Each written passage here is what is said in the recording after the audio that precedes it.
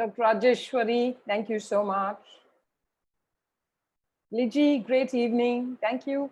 Everybody who's here for being on time and coming in a little early. Thank you so much. Means a lot. We will start sharp at 5:30. So we just have another 10 minutes, which is left. I think 15 minutes more. So just hold on, relax and sit comfortably because obviously it is going to be a long session. Yeah, great, great. Silvana, great to see you from Jakarta. Thank you for coming by, Silvana. I hope you're having a good evening. Everybody, all of you who are here. It's a big hall, it's a big room with lots of us. We're slowly gathering strength. So yes, Chitra. Hi, Chitra. Hi, everybody.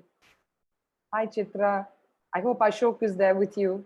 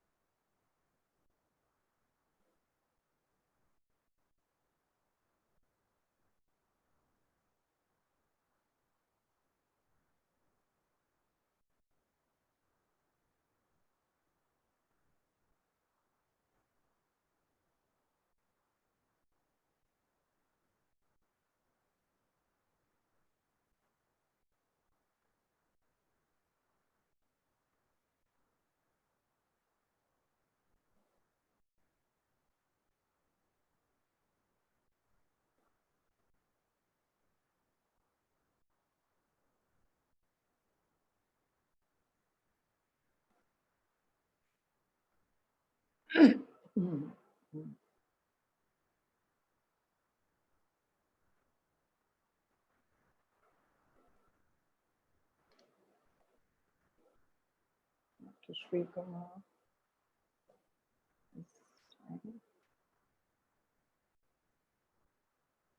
Jayashree, hi. Is there something you want to express? I see a hand up.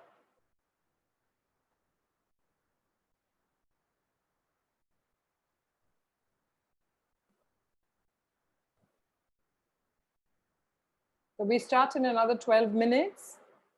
So please just hold on, everybody.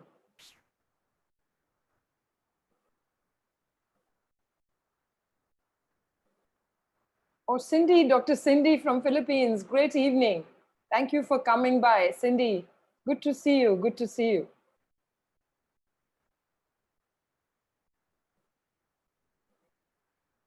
Surely. Dr. Rajeshwari, please save all the beautiful questions. Once all the speakers finish, we will definitely take up the questions. And definitely you're welcome to ask as many as possible. We will try and address as many as we can. We will try and address as many as we can this evening itself.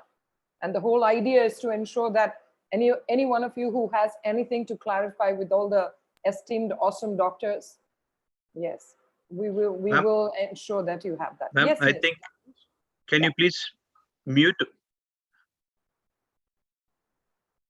Yeah. Ma'am, can you please mute YouTube? I think somewhere we see the echo. 1 minute.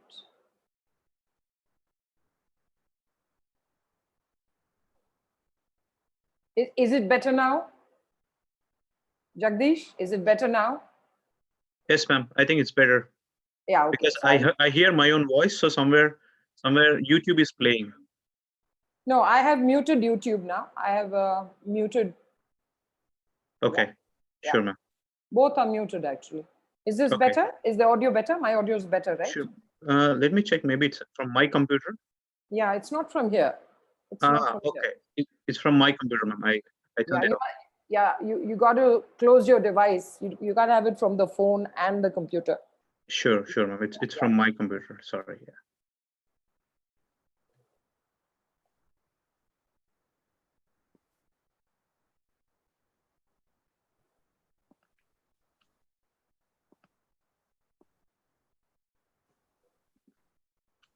I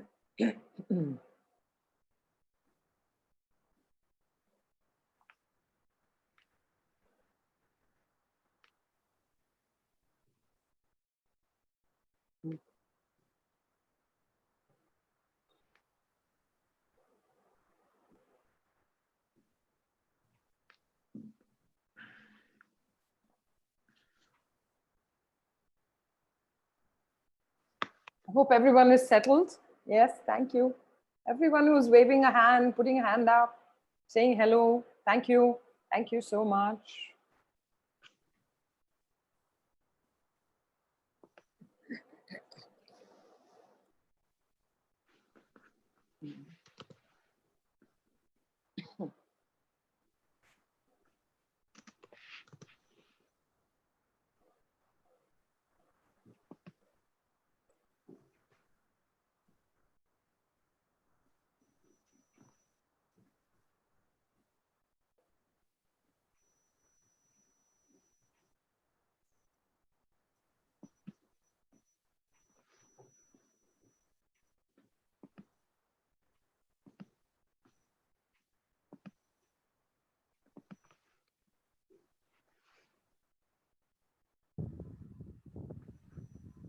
Please, if you have any questions, keep it for the end of the talk.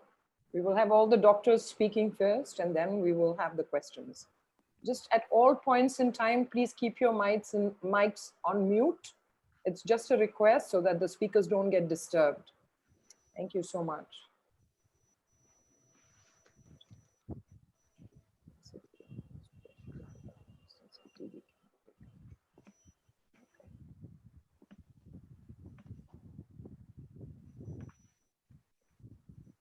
Charlotte, welcome, Charlotte. Good to see you. I see a lot of familiar faces. Thank you.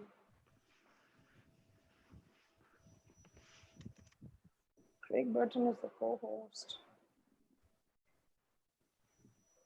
So to everyone who's from Thailand, who's from UK, who's from Indonesia, Malaysia, Kerala, and all different parts of India, thank you so much for coming by. We have people from Philippines as well. We have people from Indonesia, Malaysia. Thank you. At the start of the evening, you decided to come and listen to us. Thank you so much. Thank you.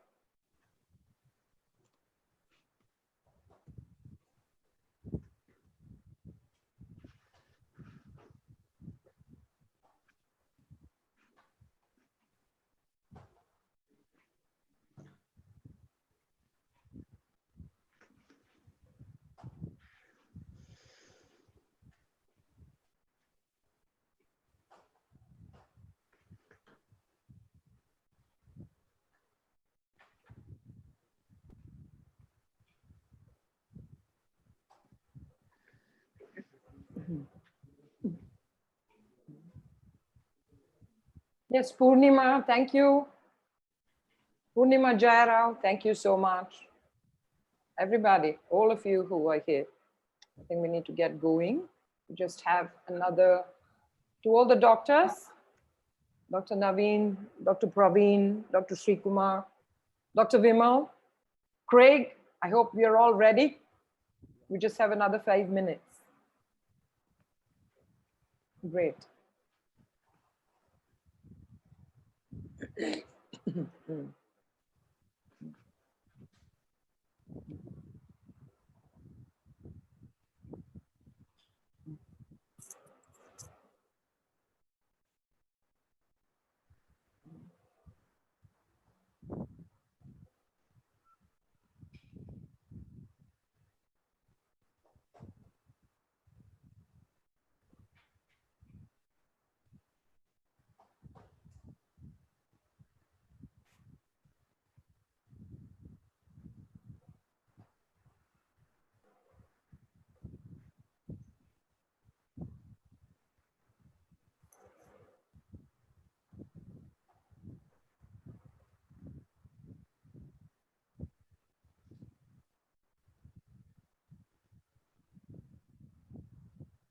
Yes, Dr. Roy, thank you. Thank you, Dr. Roy. So Dr. Roy, I think all of us are in. Let me just check the views. Please all the speakers are requested to keep their videos on. So let me just take a look.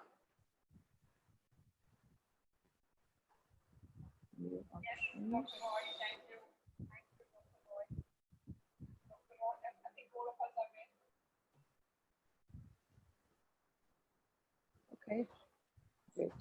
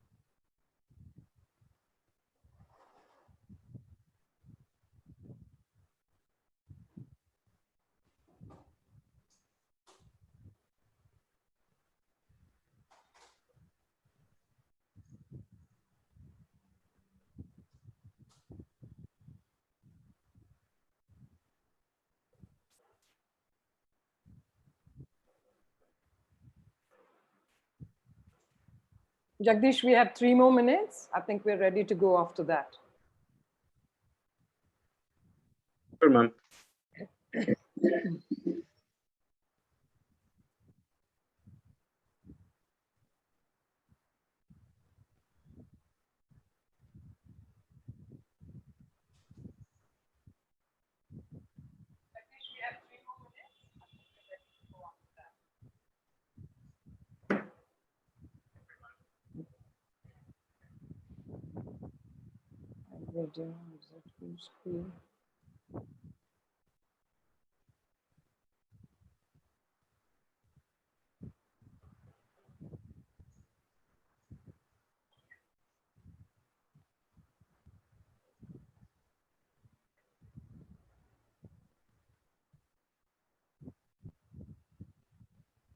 Well, to inform all the doctors who are speaking, you have been unmuted. So if you feel like sharing later, please you can just unmute yourself because all the speakers are co-hosts. So don't worry, during the session, everyone will have a mute. But when you start to speak, we will definitely ensure that you'll be able to say whatever you want. Can all the doctors just say good evening? You can just unmute yourself and say good evening. Yeah. Hi, good evening. How are you? Can you Yes, hear? Dr. Shri. Yes, you're audible. Yes. Hi. Yeah, thank Can you. hear you. Hello, Great. Dr. Ushi. Good Yes, evening. Vimal, good evening. I heard Dr. Shri evening. and Dr. Vimal. Dr. Praveen, Good evening. where are you? Hi, good evening, Yes. Dr. Ushi.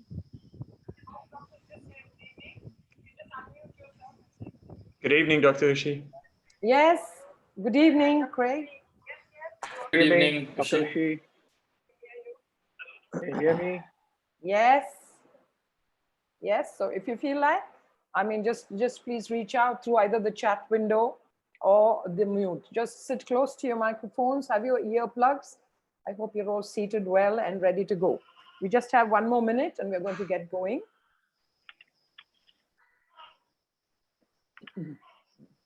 Very good evening. Great evening, Naveen. Yeah, good evening, Dr. Ushi. Yes, good evening.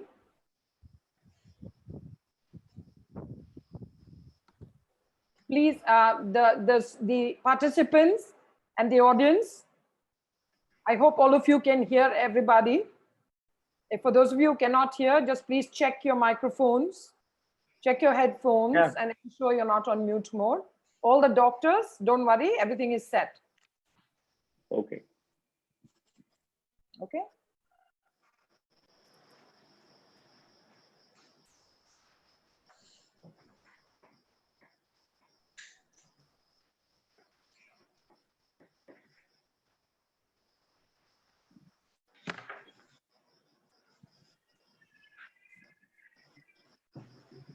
I think let's go ahead. That's right. So it's sharp 5:30.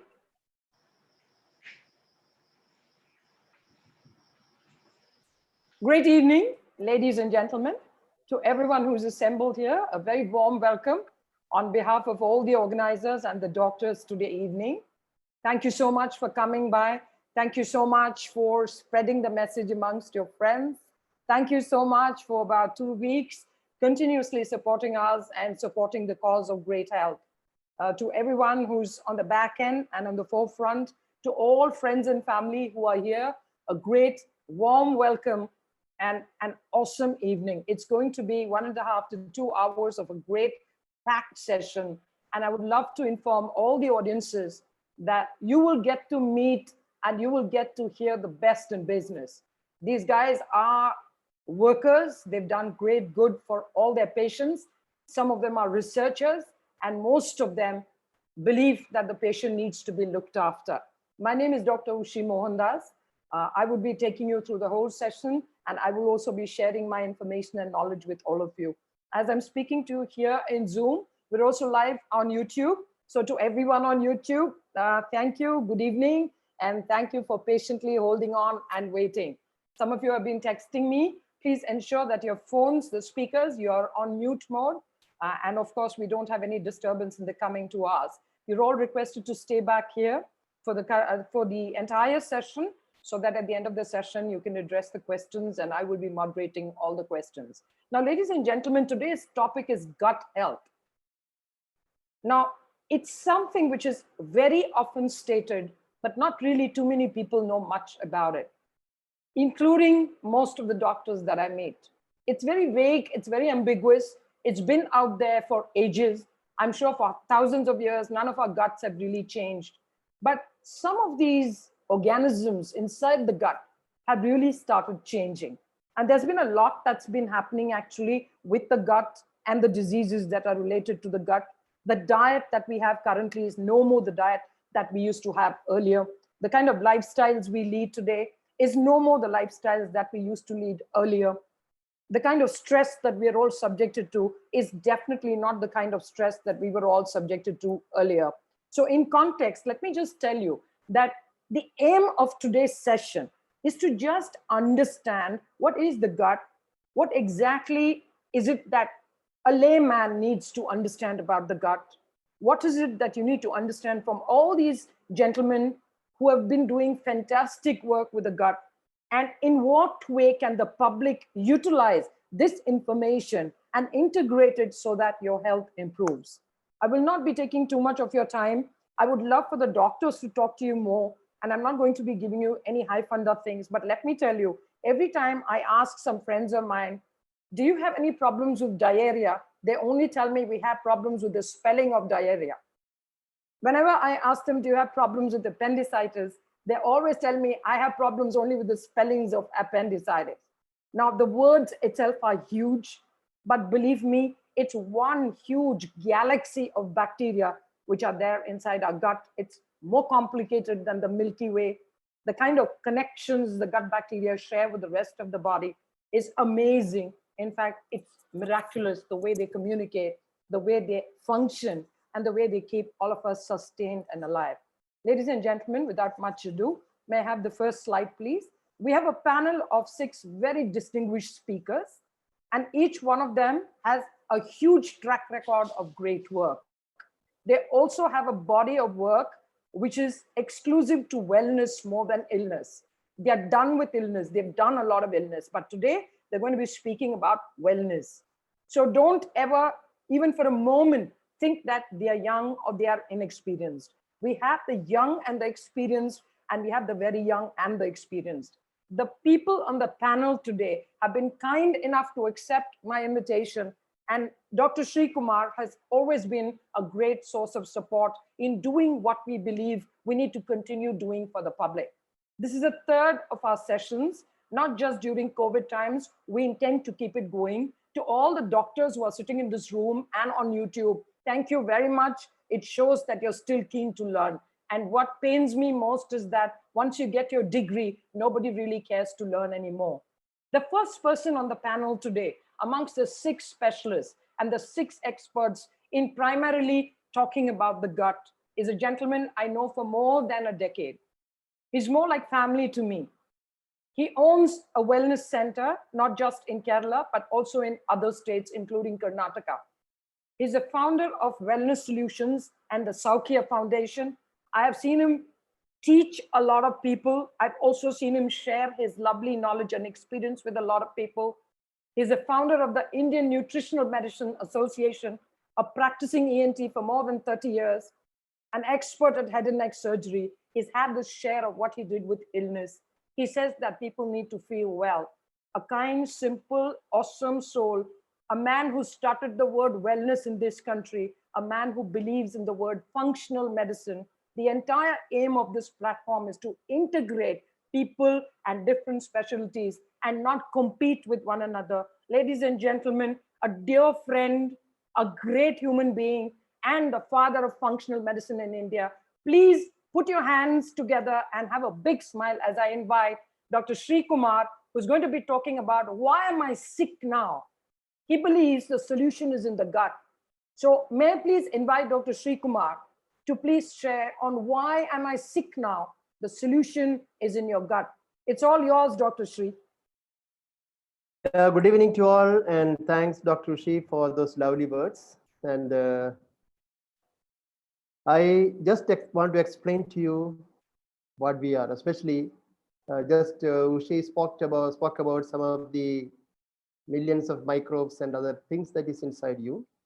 But I will say that you are a galaxy by yourself. And I am only just taking maybe the upper part, and there are a lot of other people to share their experience, maybe a deeper insight. So the topic I selected, the question is, why am I sick today?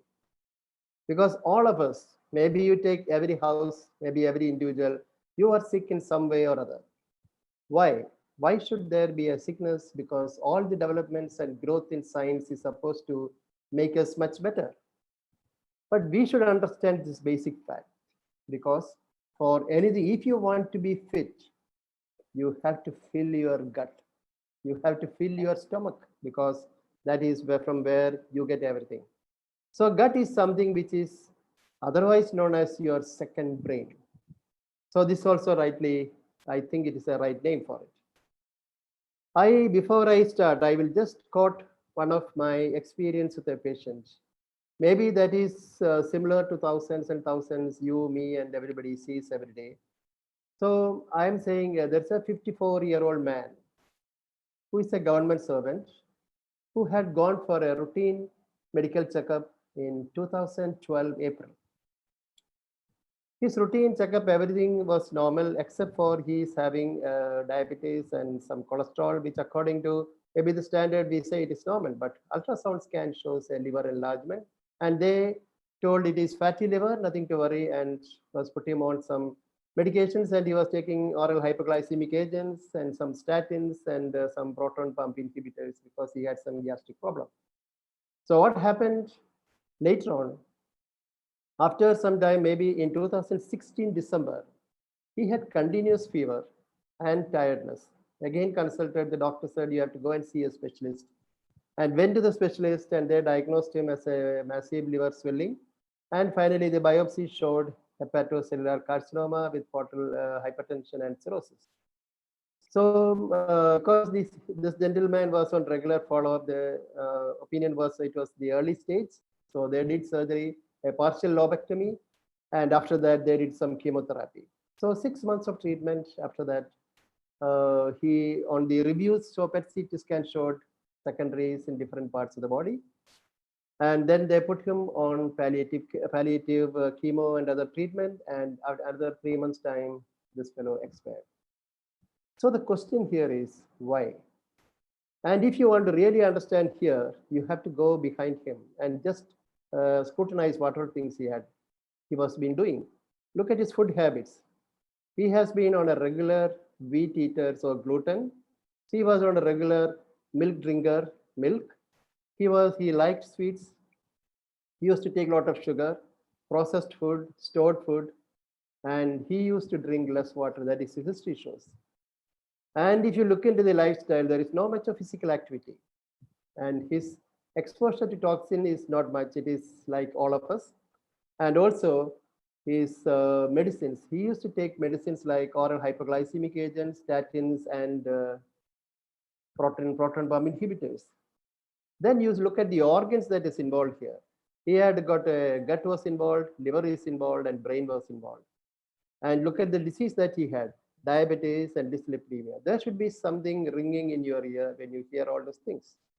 And now you should see, why am I sick? When you have all these things, you have to see, you have to understand your gut.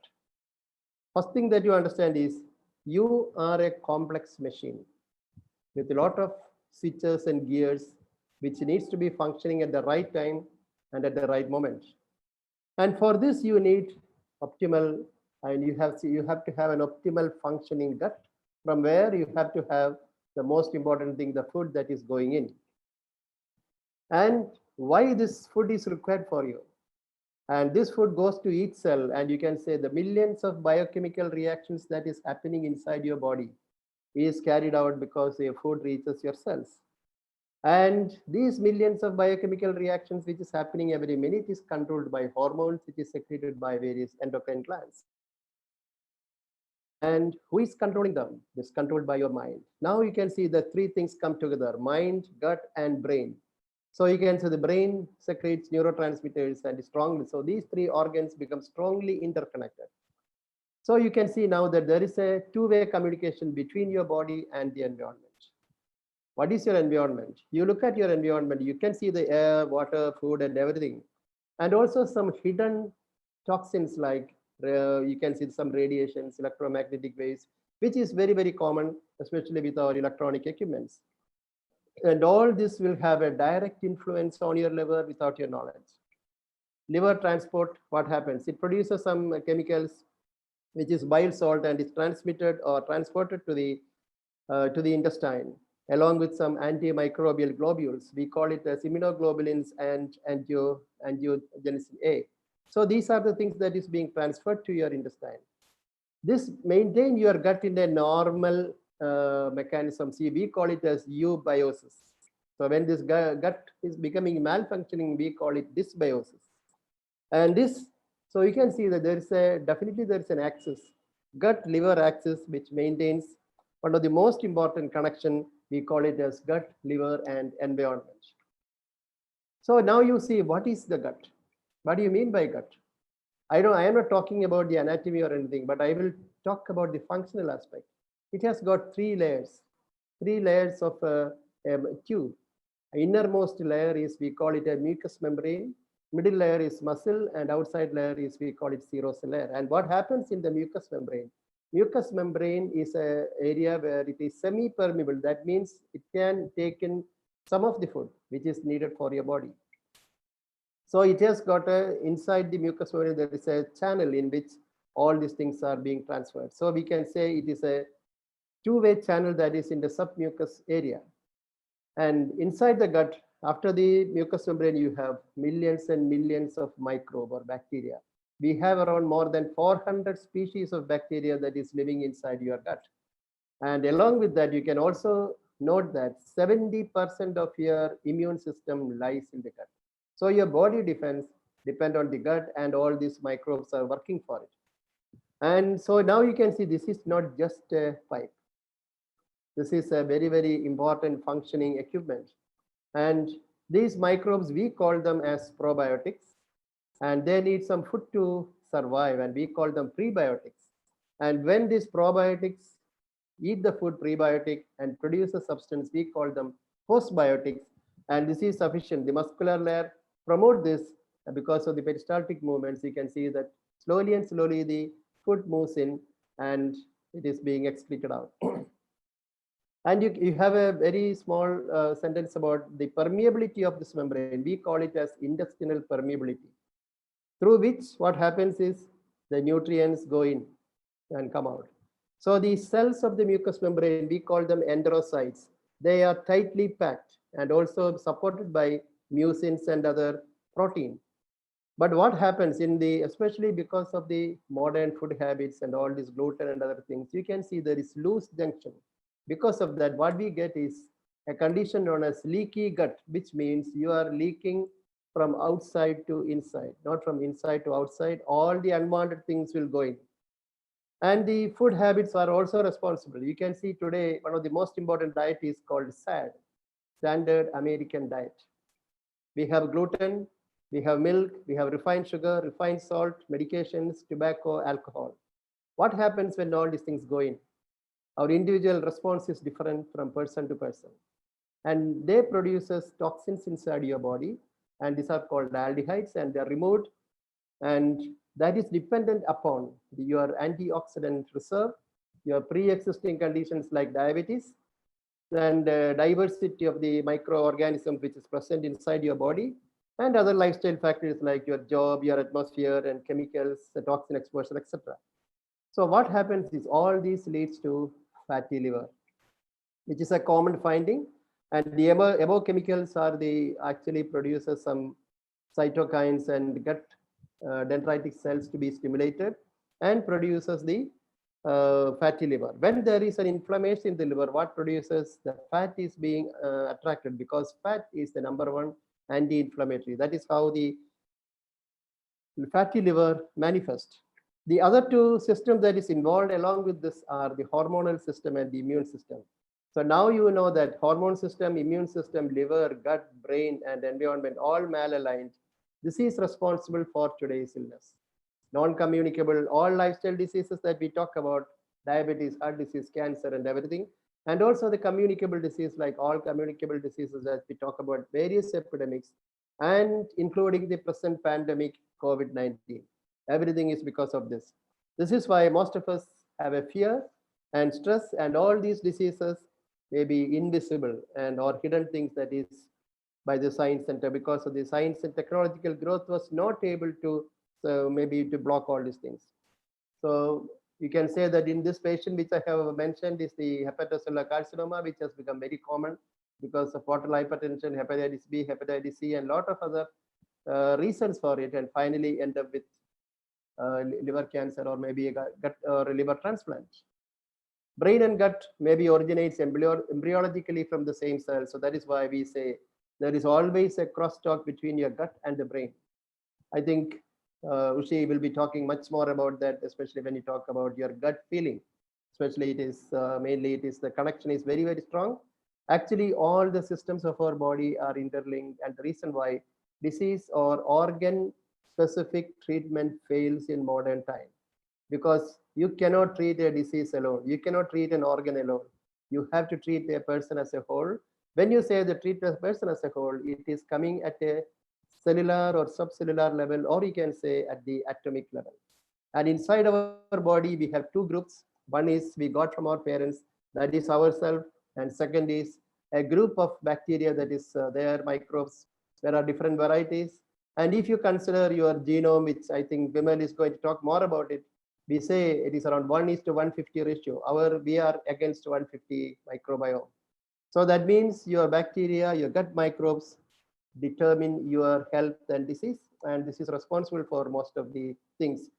Now, when you see that you are sick, you know what is your problem today. It is because of the fast world, because of the lifestyle, and also because of the nano revolution. We know our food habits, fast food, milk, gluten, all these things are there, processed food. Then environmental pollutions are just open and also hidden environmental pollution. And hidden pollution is mainly from the Wi-Fi, all the computers and other things, electrochemical and electromagnetic signals. All these factors are leading to long-standing chronic lifestyle diseases, especially with diseases like COVID-19 and all those things. So you can see that stress, tension, food, pollution, disease, and medications, all these are reasons. Understanding the basic is enough to manage your health. And at Wellness Solutions, I think we are doing functional integration. And that means we are improving the function of each cell or function of the gut and other cells so that your health is maintained. So we have a various modes of assessment we call as cellular metabolic assessment and cellular functional metabolic therapy and functional cellular monitoring.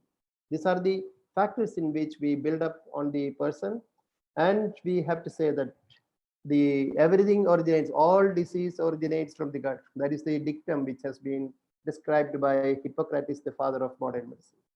So we have to look after our gut. We have to see that the digestion is perfect. We have to see all the enzymes are there. We have to look after our microbes, and we have to look after ourselves. So look after your microbes because they are very strong. So they will look after us. So now I have just given you an idea about why we are sick in this modern world, despite all the scientific and technological growth, and maybe also the medical growth, and why we cannot do anything. And it is very easy to manage, but only thing is that you have to understand the basic thing. So I think I have finished my talk in time so that others can talk and I can take up any questions later on. Thank you, Chief, thanks everyone for hearing. Thank you very much. Thank you, Dr. Sri. So by now we have a hang of it. You perfectly touched on the subject. We understand what an enormous system it is. It's extremely complex, and its influences have tremendous impact on our overall well-being and health. So thank you for that. And we quickly move on to the next speaker. May I please have the slide? The next speaker who's coming along believes that we are only 50% human. Now, why? I would not understand too much. I always understood as a doctor that there are about 500 to 1,000 species that live in this area called the gut. Our entire stomach, our entire tract is lined and host to about 500 to 1,000 different species. They're all called microbes. Now you also have, I'm told, about 4,000 to 5,000 strains of different organisms which are going to come in sometime and go away sometime. Now to tell us more, this gentleman who I had a conversation with, he's so humble, he's so simple, he's very grounded. He's forever traveling between hospitals. He's a teacher by profession. He's an adjunct professor at the K.S. Hegde Medical Academy. He's a consultant at a beautiful 100-bedded hospital called Nisarga Hospital in Sirsi. And he's also a teacher in SDM Ayurveda Medical College in Bangalore. A gentleman who manufactures his own products. He's been traveling the world, studied in India and also outside of India. He believes that he's able to cure most of the diseases by going back to nature. Ladies and gentlemen, we have a young man with tremendous experience, a hardcore researcher who's willing to share with us on the topic 50% human, none better than Dr. Praveen Jacob.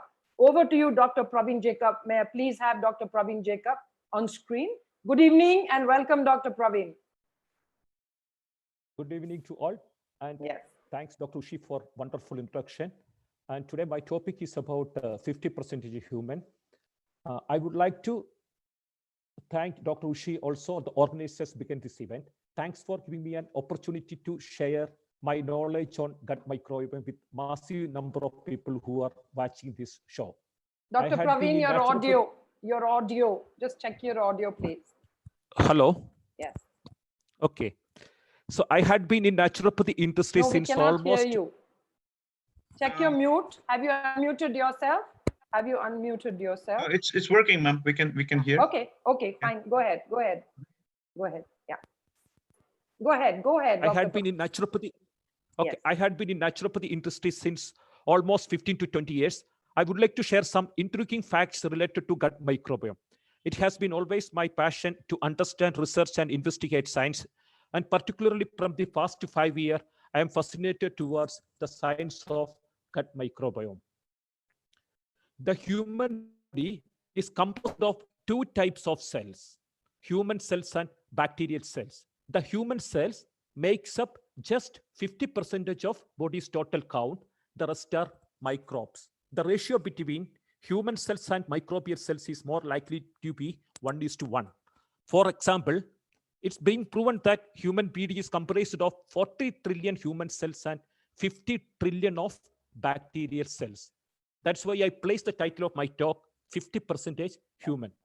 Now, recently, furthermore, all of the recent studies have indicated that we have inherited just 22,000 genes from our parents. But do you know one fact? We own 40 lakh genes of bacteria.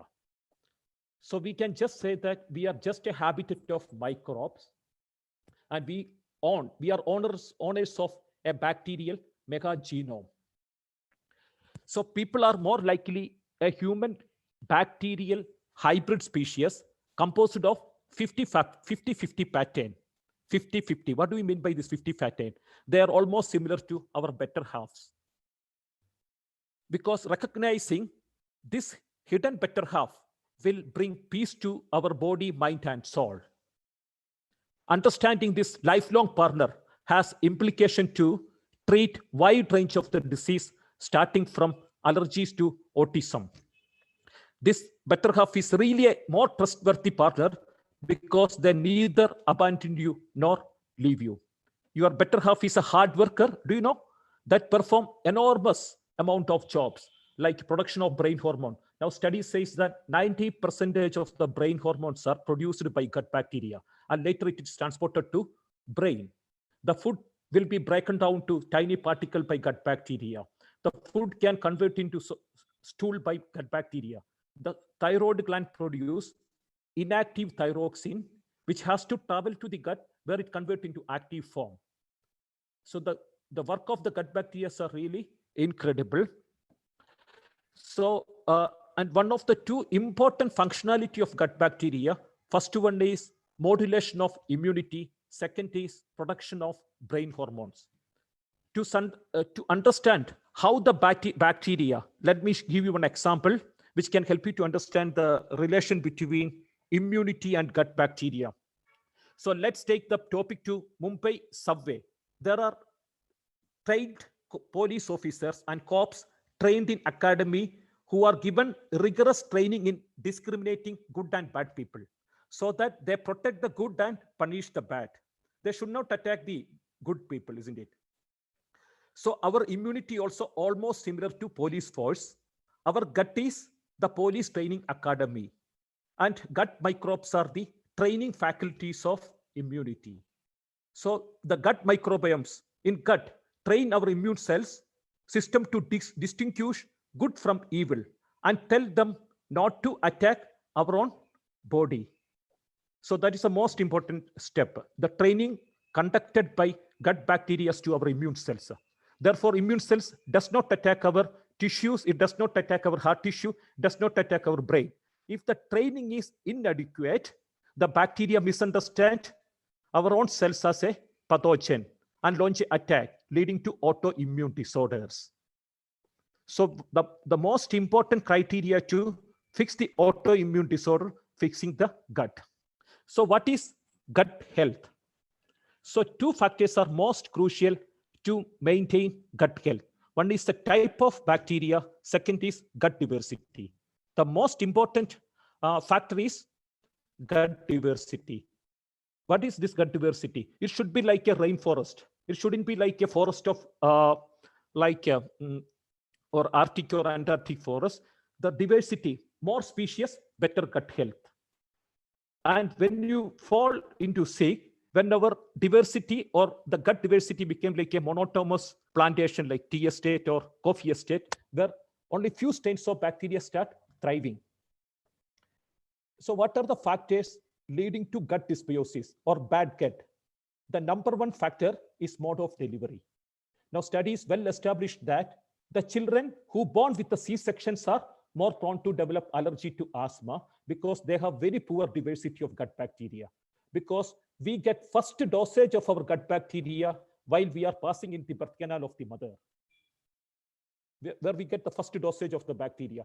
When we undertake C-section, we are bypassing this process and end up having less diversity of the bacteria. Second, the breastfed, the formula-fed children have very poor diversity of gut bacteria because breast milk contains a special food called as oligofructosaccharide, which is a special food designed only for bacteria. So formula foods are lacking in this good nutrition. So another important factor behind gut dysbiosis is antibiotic exposure. Even research has indicated that even if the mother consumes antibiotic during the pregnancy period, the child end up having less diversity of bacteria. Alcohol consumption reduce the bacterial diversity. And another important aspect is the environment we are inhabiting. For example, Western population have very low diversity of my cousins. I have about 40 cousins. 10 of them are in India, 30 of them are in the United States. All of them are migrated to United States about 40 years ago. I have observed a strange observation that I found that all of my cousins in United States have nuts allergy, but no one in India has nuts allergy. What could be the factor? Because the difference in the gut diversity. Back in the United States, they don't have exposure to soil.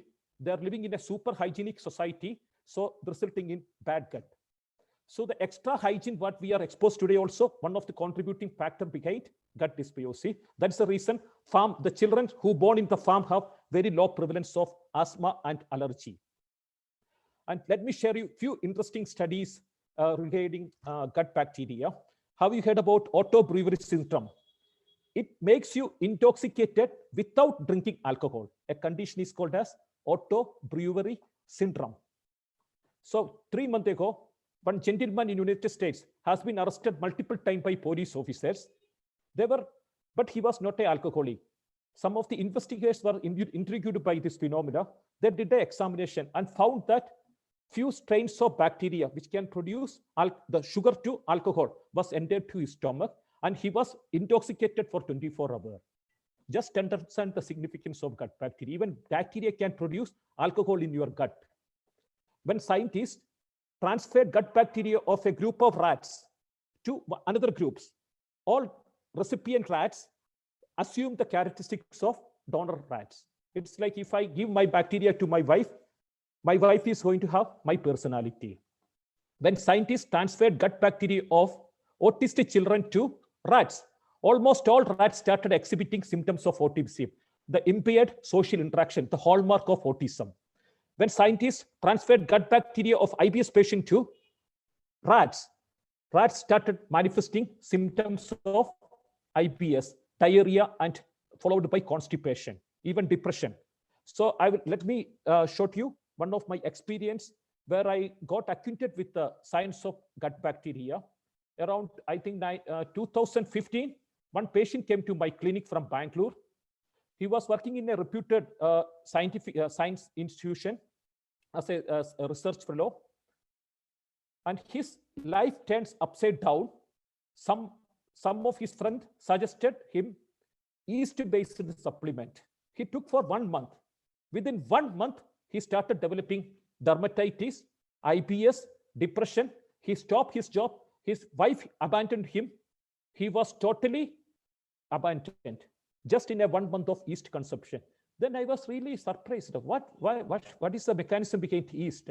Later, I found that even the gut extra growth of the fungus growth it is called a small intestinal fungal overgrowth. Even that is also one of the underlying cause for the various disorders. So let me come to the last point: how to fix gut. There are 7 steps. We have 100-bed naturopathy hospital. My first, the priority, the first, soon after patient get admission, I will advise them to undergo 7 days of coconut water fasting.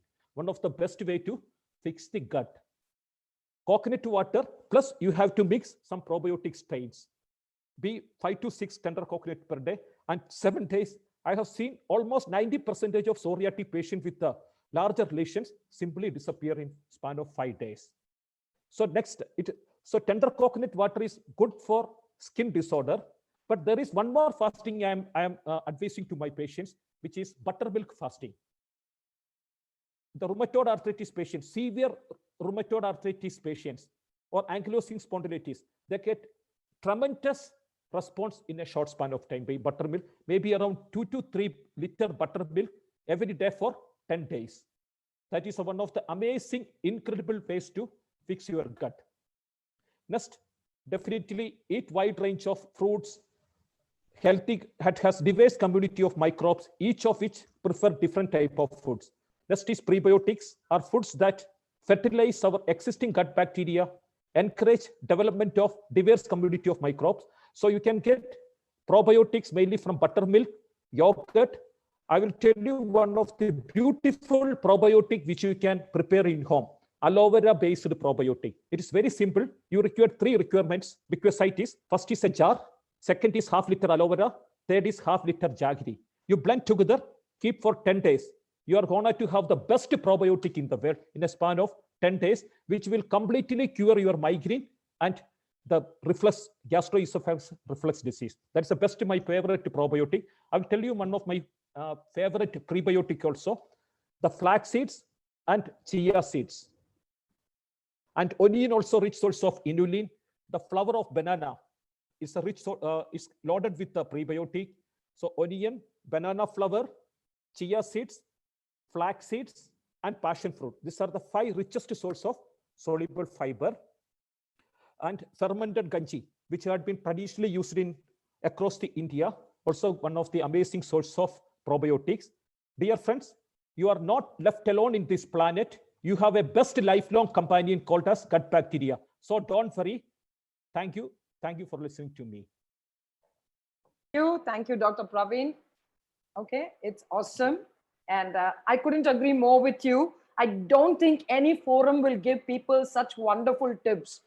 Thank you for sharing both those recipes for a prebiotic and a probiotic. A lot of people are asking us, please don't worry. We will just summate all of this and send it to you via email. But for today, I just want you to listen and understand what these experienced people are bringing to the table.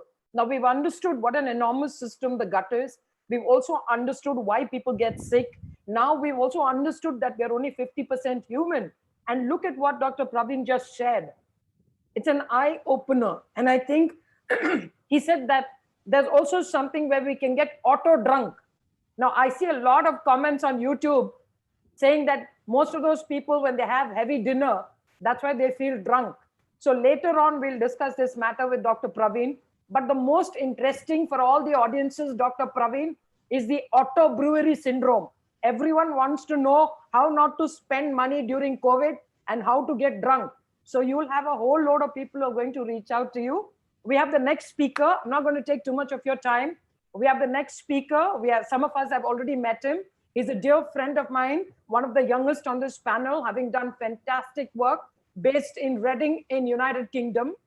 He's right now logging in from the United Kingdom. He's a researcher and an associate professor in nutrigenomics and nutrigenetics. Ladies and gentlemen, he's going to discuss today as to why your gut is a secret to a healthy mind. Now, everyone calls the gut the second brain and the first brain and a partner to the brain and a better half and things like that. In order for all of us, primarily the public who are there in these audiences and some doctors who dare to come by to understand more from these guys, please have a big smile on your face, keep your ears ready and your attention completely to the gentleman who's coming next. Let's welcome Dr. Vimal Karani. Dr. Vimal Karani, why your gut is the key to a healthy mind. There you go. Welcome, and it's all yours, Dr. Vimal. You need to unmute. Can you unmute? Yeah. Great. Yeah, go ahead. Go ahead. Yeah, okay. Thank you so much, Ushi. A very good morning, a very good afternoon, and a very good evening to everyone who have joined this session from various parts of the world. So thank you so much for that, and hope you guys are doing fine and staying safe.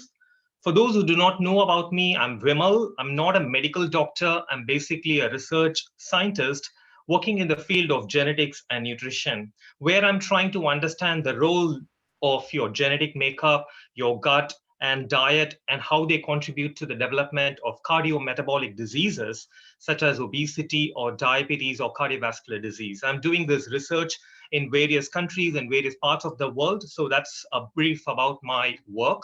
So today I'm going to talk to you all about why gut health is so important and why gut is a secret to a healthy mind. So have you ever thought of your gut as a second brain? Well, recent studies have clearly shown that brain and the gut are interconnected to each other, and there seems to be a lifelong relationship between the gut and the brain. So what you have in the gut, we talk so much about the gut health. So what is there in the gut? Well, you have several microorganisms over there, and which is what we call as gut microbiome. Or in other words, gut microbiome is a name given to the microbial population living in our intestine.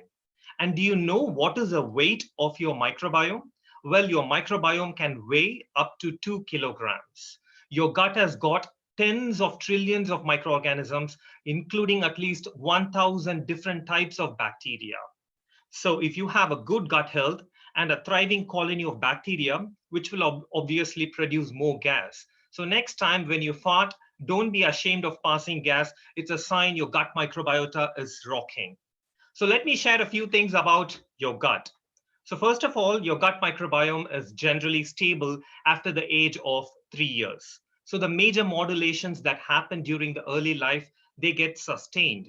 And these modulations to the microbiome includes whether you are born by natural delivery or C-section, or whether you are breastfed or formula fed, or because of the early use of antibiotics, especially in the first year of your life. So these are the factors which can affect the microbiome composition, but they become stable after the age of 3. And secondly, the location where these bacteria could be identified. So when you consume any food, the digestion of the food takes place in your mouth. So your mouth has got bacteria, then your duodenum, your stomach, your intestine, your colon, rectum, ileum. So everywhere you have all the bacteria. And not only bacteria, other microorganisms as well. So some microorganisms require an acidic environment and others require an alkaline environment. So it all depends on the kind of diet that you're consuming. So we now know what is a gut microbiome. Now let's see, what do these microorganisms do? So there are 4 important aspects of physiology which are under the control of your gut microbiome.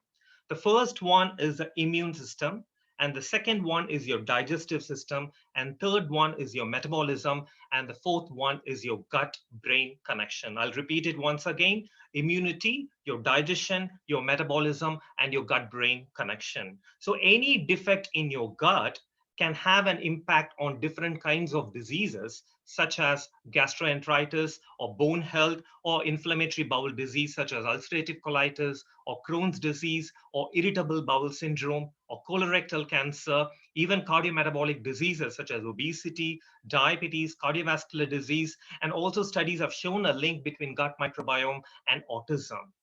So when there is an overgrowth of harmful bacteria, that can result in diarrhea, whereas lack of bacteria can contribute to constipation as well. So basically, in a healthy individual, there is a balance of beneficial and harmful microorganisms, a well-balanced proportion of both beneficial and harmful microbes. So it's not just the bacteria that is found in the gut. You also have other key microorganisms such as viruses, phages, yeast, and fungi as well. So now we know if something happens to the gut, the result is going to be the disease. But what is the link between your gut microbiome and the disease outcome? But it all depends on the diet that you're consuming. For instance, if you're consuming a healthy diet, as Dr. Praveen and Dr. Srikumar were saying, a diet that is high in fiber and all the probiotics, fermented foods, yogurts, so they all considered as a healthy diet. So when you consume a healthy diet that goes inside your body, it reaches the gut where you have all the microorganisms. So in response to the healthy diet, these microorganisms, they release certain molecules which are called as the short chain fatty acids. These short chain fatty acids are the fermented products of the dietary fiber. So they are very much essential. And likewise, there's a release of all these antioxidants as well. So these short chain fatty acids, what do? They basically provide the anaerobic condition for the gut so that the bacteria can grow efficiently. And likewise, they are the ones which are providing the immunity so that you can fight against all the infections. And these short chain fatty acids and all these antioxidants are required for improving your insulin sensitivity so you can prevent yourself from developing type 2 diabetes. And also it improves your lipid metabolic activities, which means that you can increase your good cholesterol and decrease your bad cholesterol. So indirectly, it's protecting you from developing cardiovascular disease as well. But on the other hand, if you consume a diet which is unhealthy, such as a diet that is high in saturated fatty acids, which are basically the bad fats, and sugary foods, so consuming a lot of sugary drinks, and also excessive protein consumption or consuming antibiotics quite frequently, so they can have a drastic impact on your gut microbiome, which will prevent the production of short chain fatty acids. And if these short chain fatty acids are not produced, then the environment is not maintained, or it's not suitable for the bacteria to grow. And if these short chain fatty acids are not produced, your immunity levels will go down, and then you will get infected with various viruses or any other bacterial infection. So this is the mechanism by which microbiome is linked to the disease. But let's have a look at the scientific basis. So what exactly is happening? So if you take a healthy gut, the gut wall has got a thick layer of mucus secreted. This intestinal mucus secretion can be seen mainly in the healthy gut. And what does this do? So it's basically, it provides a platform for the production of all the antimicrobial signals and the short chain fatty acids. And these signals are very much important to stimulate the production of certain hormones, which are called as the gut hormones. And what do these gut hormones do? These gut hormones go to the brain and signals the brain to stop the intake of food. For example, if you're going for a buffet lunch or dinner, it is an unlimited meal basically. So you end up in eating more. So how do you prevent yourself from eating more? It's basically the signal that is coming from your gut, which is going to your brain and giving a hint that you should stop eating. So generally, when you go for such a heavy meal, at one point, you feel you're quite saturated with what you have been eating. So that feeling of fullness is given by the gut hormone signal, which is going to your brain. And that is what you call as the gut-brain connection or the gut-brain axis. But what happens in the diseased condition, your gut intestinal wall, the intestinal wall has got low mucus secretion, so which will reduce the production of all these signals, these antimicrobial signals. And if these signals are not produced, then there's a decreased production of all the gut hormones. And if these gut hormones are not available, there's no signal going to your brain. So you end up in eating more. And obviously that will result in an altered glucose metabolism. And eventually you develop obesity, diabetes, and diabetes is a risk factor for the development of cardiovascular disease. So this is one example. There's another example. For example, if you're consuming some food today and that food happened to be spoiled, what happens the next day? Immediately you have vomiting and diarrhea. So next time, when you see the same food, even though it is not spoiled, there's a signal that is going from the gut to the brain hinting you that, oh, you don't want to eat that food because it might be spoiled. Because there is a signal that is registered in your brain, the signal from the gut. Again, that's another example of the gut-brain connection. And also I've seen like a lot of people telling me that, especially the day before the interview or just 2 hours before the interview or before going for an exam, like they tend to go to the toilet quite frequently. Why? It's all because of the connection, the gut-brain connection, the pressure that you put on your gut. So that eventually results in the release of all these chemicals from your gut microbiome. So it's not only just the brain that has got all the neurons, your gut has got 500 million neurons. Please remember that 500 million neurons, which are all connected to your brain through the nerves in your nervous system. So the gut and the brain are connected through chemicals called neurotransmitters. And these neurotransmitters are the signals that are connecting your gut-brain axis. But how do you improve all these gut-brain connections? Mainly by diet. And what is the function of these neurotransmitters?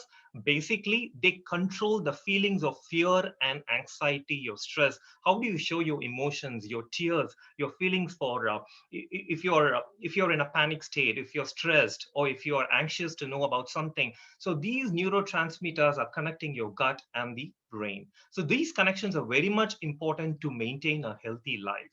So what are the foods that are beneficial for the gut-brain axis? One is the omega-3 fatty acids, which you can find in the oily fish. And as others were saying, the yogurt and all the fermented products, probiotics, they are quite healthy as well. And whole grains, nuts, seeds, fruits, and vegetables, they are all high fiber foods. And also the polyphenol-rich foods. The polyphenols are a group of, they are flavonoids, and which are a group of nutrients which are quite essential for maintaining a healthy gut-brain connection, which includes cocoa, green tea, olive oil, and also including coffee as well. And also the tryptophan amino acid, which is actually been shown to be a good a nutrient to improve your gut-brain connection, so which includes eggs, cheese, and turkey as well. So basically, just before I finish, the secret to happiness, the secret to a peaceful life lies deep inside your gut. So it's very much important that you need to take care of it. So you are what you eat. So a healthy diet comprising fruits, vegetables with some fermented foods, it's considered to be the best way of increasing the diversity of your gut microbiome. So that's why we say that your gut microbiome is your first soulmate. It is with you from the day one of your life until the last day of your life. So as long as you maintain a healthy gut, it'll keep you happy and it'll help you to lead a peaceful life.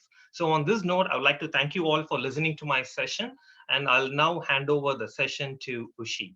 Thank you so much. Thank you, Dr. Vimal. So we already, ladies and gentlemen, heard so much about what the gut is, who are the people residing in the gut. Now we understand the gut-brain connection. Very quickly, I'd love to tell everyone, if you have an audio issue, it's at your end.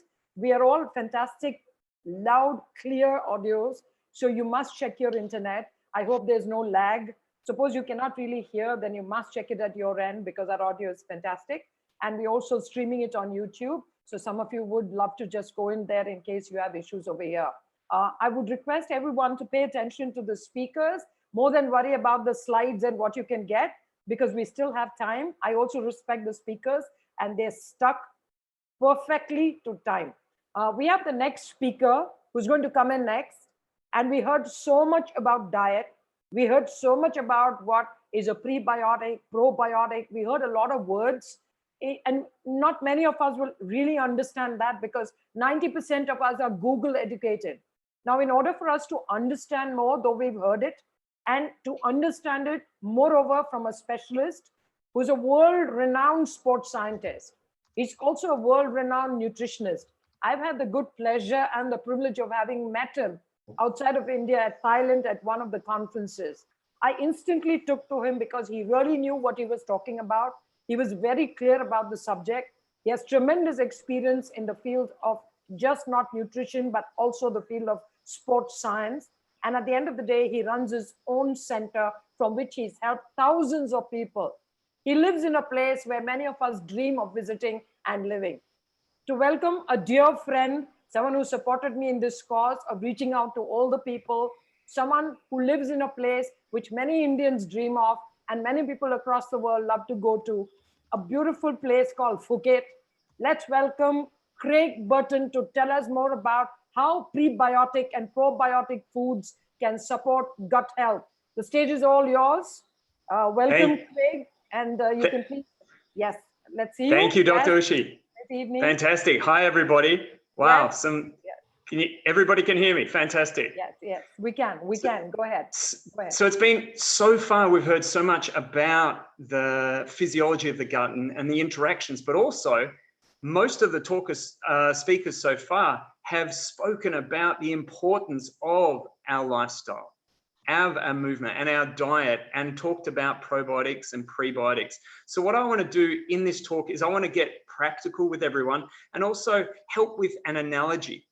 Now, when I think about growing a healthy gut, and I use the word growing in particular, because for me, it's like a garden.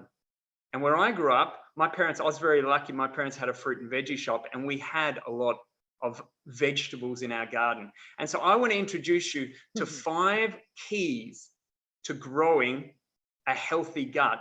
And for any of you, if we're all sitting around together, one of the questions I'd always ask you is, have you experienced growing vegetables? And most people have. And what do you need to do?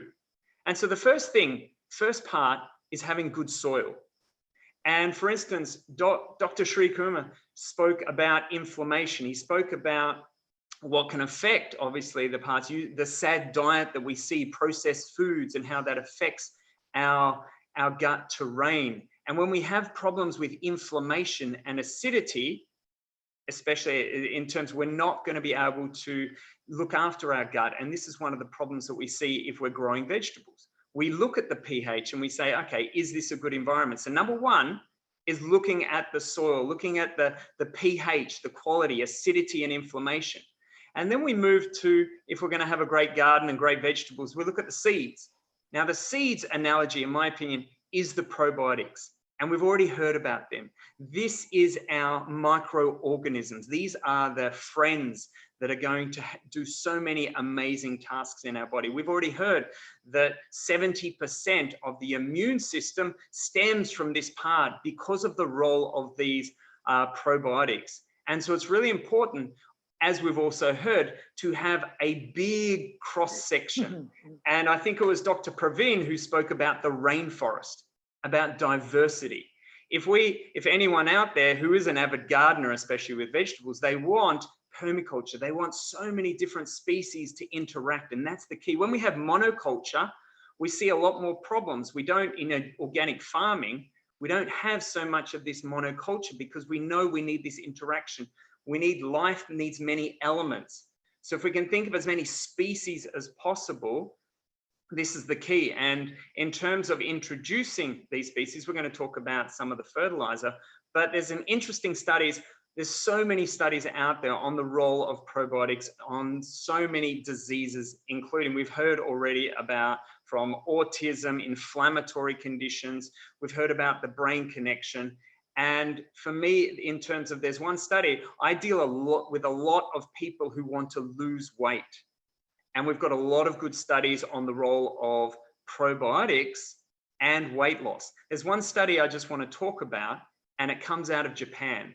And what they did is they had about 200 participants, and they split the groups up, and they were all taking a type of fermented drink, but it wasn't so rich in probiotics. And two of the groups were given a concentration of probiotics added, a type of lactobacillus. And what happened, what they saw is that the groups that actually had the amounts of added lactobacillus lost about, in 12 weeks, lost about 7-8% body fat. And so compared to the control who didn't have any results. So we see that there is a role in terms of the probiotics, but what was just as interesting, when they stopped this, they reverted, they actually gained their weight. So having a healthy biome, as we've heard already, plays a fundamental role in our body composition. And like I said, I work, probably 70% of my clients are people who come and see me wanting to change their body composition, and gut health and a good microbiome is one of the most important things. That's one of the things that I'll first focus on. So what I've actually in the fridge, I haven't taken it out. I've got a few things because I love show and tell, but in my fridge, you're going to see some sauerkraut and also some fermented drinks like kefir, and they are staples in the diet. And something, there's a lot of information on YouTube, and I gave 3 slides to Dr. Ushi, but I'm a big fan of people making their own fermented drinks, because oftentimes when you buy it, you're not sure about actually where it comes from and what's in it. If you know it, great, but it's so simple. And for me, having regular fermented vegetables, and something my wife's actually German, and I lived in Germany for 7 years, and you could imagine which fermented vegetable is so big there, sauerkraut. And it's so simple to make, just chopping up my cabbage, crushing it down, adding salt, a couple of tablespoons for a couple of cabbage, putting it down, getting the water, and then leaving it for 3 to 7 days. And suddenly, with the lactic acid, the bacteria starts to form, and we've got this amazing functional food that I'm going to take during each meal, and I'll use different vegetables at a time, not just cabbage, to actually help the digestive process. So it's very simple. I think at every meal, I want to have a component of a probiotic, if I can, in there. And so I'll give you some examples of probiotics, and they're coming from, if we look at all the cultures, they each had their version of it. So we have something called kvass, like a beetroot kvass out of Russia. I said sauerkraut. We have kimchi out of Asia. We have the lassis and the fermented milks out of places like India. So most cultures, when we look at ancient cultures, had a way of creating these natural probiotic foods, functional foods, and drinks. So that's number 2, plant the right seeds. Number 3 is fertilizer. So we can put a seed in, but if we don't have fertilizer, then they're not going to grow. So what is the fertilizer?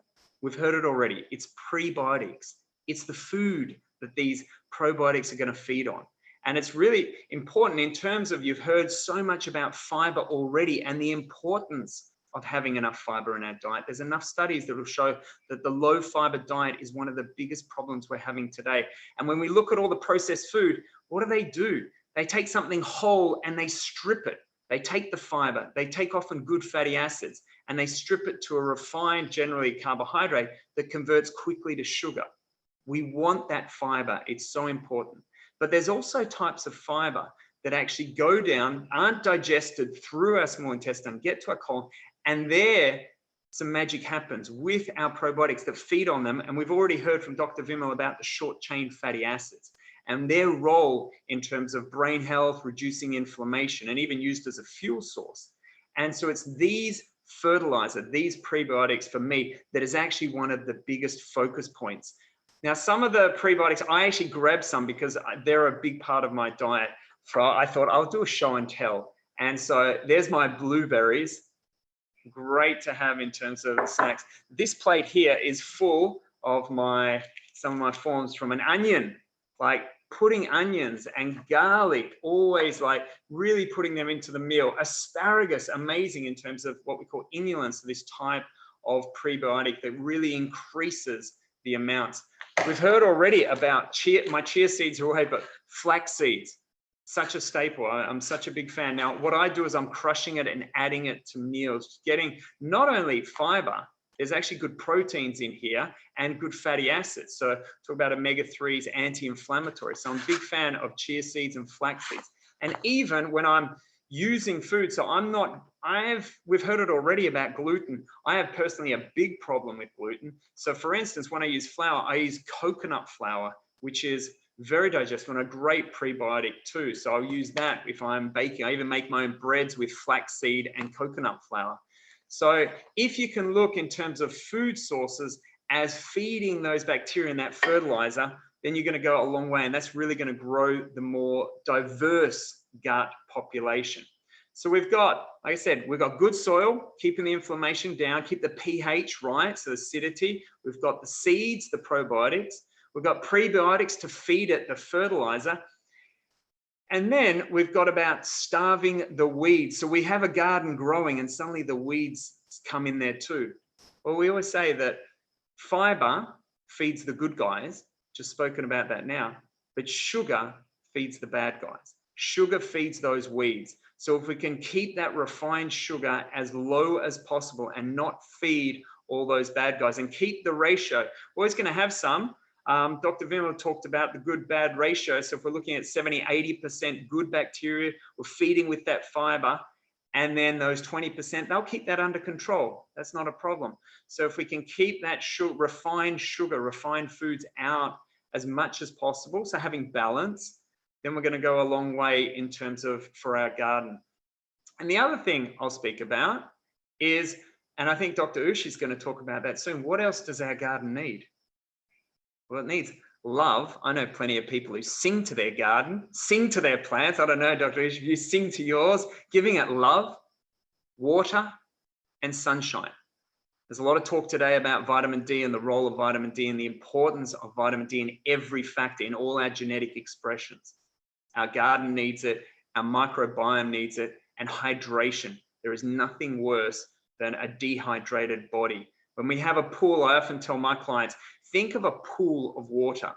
Think of a healthy one. A healthy one has water flowing in and out. And here, I've got this movement, but suddenly when the pool loses that flow, it becomes stagnant. And what grows there? Suddenly mosquitoes come in and parasites come in and all the bad bugs start to increase. That's why hydration is so important for our gut biome.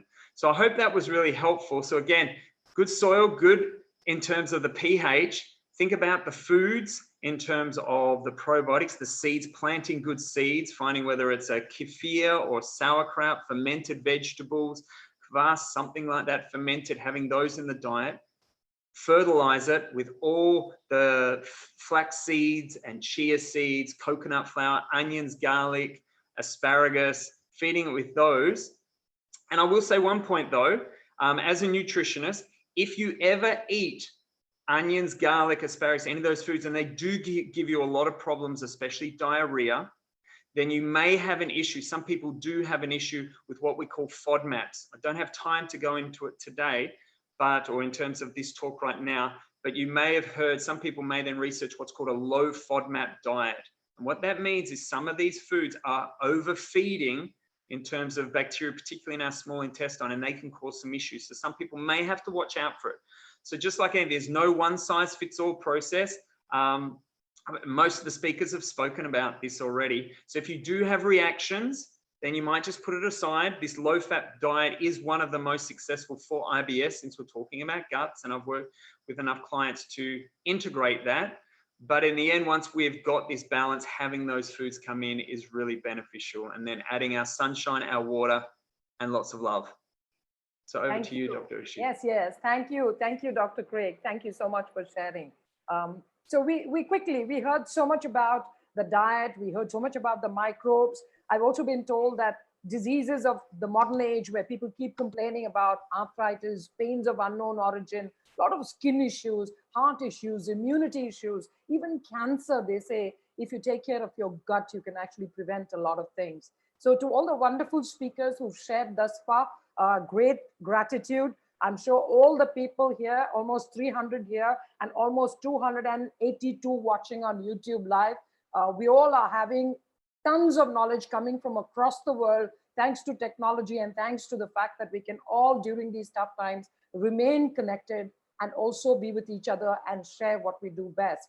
Quickly taking us on to the next session, we have all the speakers in this session are extremely knowledgeable, and these particular panelists are very wise.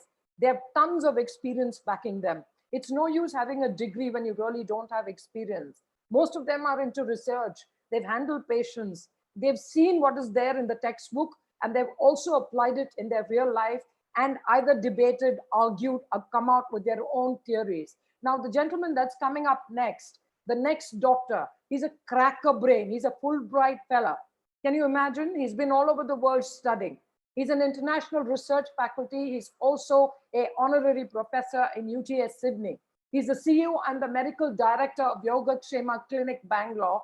And he is a teacher and a friend to a quarter of the panelists on today's session by default. A great dear friend recommended him to me. I'm sure that Dr. Naveen is also going to be a dear friend to me, because I have this undying desire to keep learning, to talk about the gut clock and whether the gut clock is central to gut health. To understand more about this clock, ladies and gentlemen, please let's welcome to the screen Dr. Naveen Vishweshwaraya from Bangalore. Dr. Naveen, it's all yours. Please go for it. Thank you so much. Very good evening to all of you, and thank you, Ushi, for having me here, and thanks to all the preceding speakers who really laid the wonderful foundation for what I'm going to speak, and for giving those very useful tips to all of us, me included in the audience, to keep our gut healthy and prevent all those possible diseases that are described to be coming from gut. One factor that we always do not clock in, and it was there in most ancient cultures, and by means of development, by means of civilization, by means of aspiring to expand human faculties, brain faculties and capacities and performances, we've basically wanting to beat the time, we've actually defied the time. So we've totally ignored the clock that our brain responds to, and then have forgotten the fact that the brain and thereby the entire human system, the structure and the function are thoroughly dependent on this master control that's there in our brains, called a brain clock, or a rhythm that comes out of this clock called circadian rhythm. Now, while we are very, very focused and know a lot about and keep discovering, as we learn from Praveen, Bimal and Craig and others, that you can keep learning about these internal environment, and keep learning how to keep it going healthy and keep it at its best and keep nourishing them for our health, not just gut health and overall health. But look at an analogy that you have a pot which you can detox or take away all the toxins out of it, all the bad stuff out of it, and then put all the good stuff, keep having good stuff in it stored in real time, put for this pot to really blossom very well. And suddenly there's a hole in it. So all the good stuff that we're pouring from the top is simply leaking away. So that is how, if we just keep obsessed or too much focused on food, but not the time. So now comes the time in the science to tread the path of tradition, to give some importance and significance, not just what to eat, how much to eat, but when to eat. Now, why is this suddenly so important, not just within the parlance of traditional medicine across the world, not just Ayush in India or elsewhere in the world? It's simply because of this beautiful new information called gut clock. Dr. Vimal talked about it, that there are 500 million plus neurons in the gut.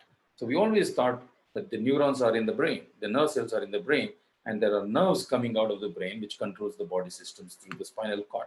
But we didn't know for long that neurons do exist in the lining of our gut. Our gut, our gastrointestinal system, from our mouth to anus, all the way is structured from a muscle called smooth muscle. So this is like a rubber sheet, as you can imagine. And all along this sheet, which is nicely covered by mucus as a protection from all that we put in wanting to digest and absorb through the day, there are these tons of these 500 plus million neurons are found. Now let's look at briefly what is this supposed to do compared to spinal cord and the brain.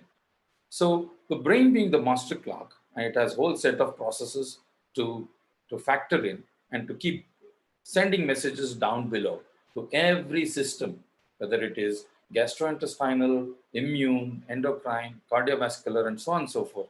So every system gets a real-time feedback and signals as how to perform their functions within the normal limit to keep the balance and what we call as health or homeostasis.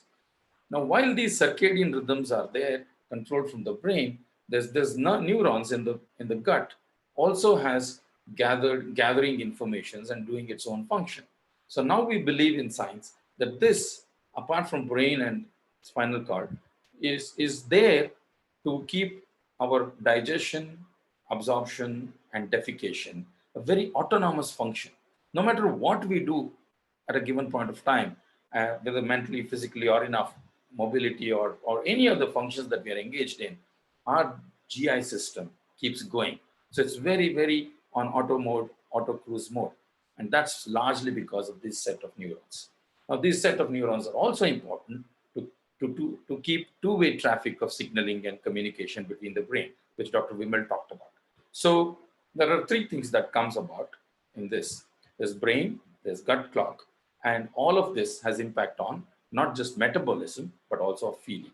And I hear that Dr. Ushi is going to talk about the gut neuron and network of neurons and nervous system, about feeling and gut feeling that we are so experientially familiar. But let me focus on its impact on metabolism. Now, the host, that is our body, the 50% that Praveen talked about, and the other 50% of these microbes. So they talk to each other constantly. Now, this is signaling mechanism through short chain fatty acids or bile acids and so on and so forth, are best done following these circadian rhythms.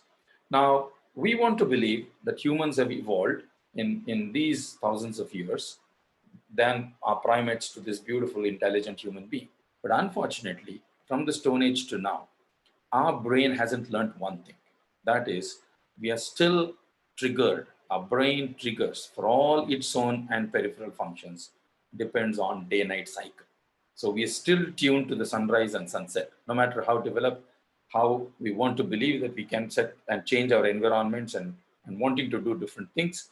Our brains are simply stuck to this one single cue or trigger. Now, that is the problem and the advantage. The problem is that if you want to live a life that is so familiar to all of us, like late nights or shift workers or jet lagging of this, what used to be pre-COVID time, was all challenging the clocks. and defying this trigger that is coming in.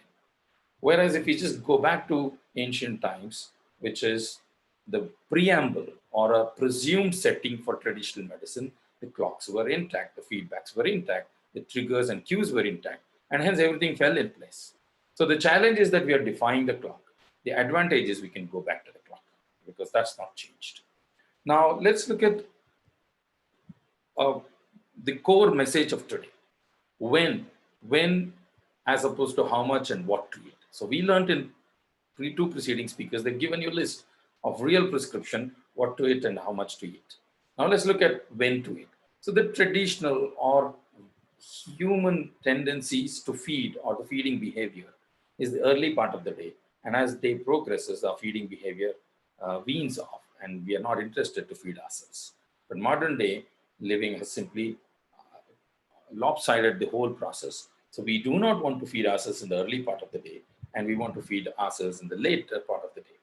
Now there are studies to show that why this is so bad for the gut health and the gut clock, and then thereby the circadian rhythms or the master clock itself.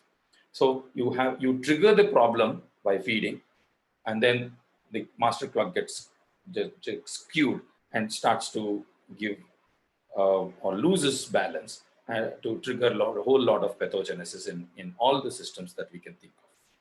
Now, this idea is called chronobiology, understanding our human systems to the time. And now you're going to talk about chrono nutrition. So we not only want to know what to eat and how much to eat and when to eat. Now, all of us thought that if you just took 1,000 people, and there are normal weighted people and there are obese or overweight people. And there's a study that just simply looked at the trans section of this population of over 10,000 people. Those who are normal weight had their midday meal before 1 and their late meal before 7, and it was lightest. So it's a cohort that simply gave us a correlation that those who fed early had normal weight and those who simply were feeding. We didn't even ask in that study what they ate. Simply the time correlated positively to overweight and obesity. And the next study looked at should the breakfast be bigger or should the dinner be bigger? It used to be the other way around earlier, and now it is how we all want to have the big dinners and late dinners. Thanks to the rest of the world, they still somehow keep it dinner before 8. And in India, I don't know what has happened to us. We've stretched to 11, 11:30 now, thanks to all the soaps available in all languages. So now, this debate between biggest meal being breakfast or versus dinner, the glucose tolerance, the way we metabolize our glucose and the way we take them to the cells to make energy, which is either make you normal or diabetic, is simply correlated positively with the early breakfast versus heavy breakfast versus heavy dinner.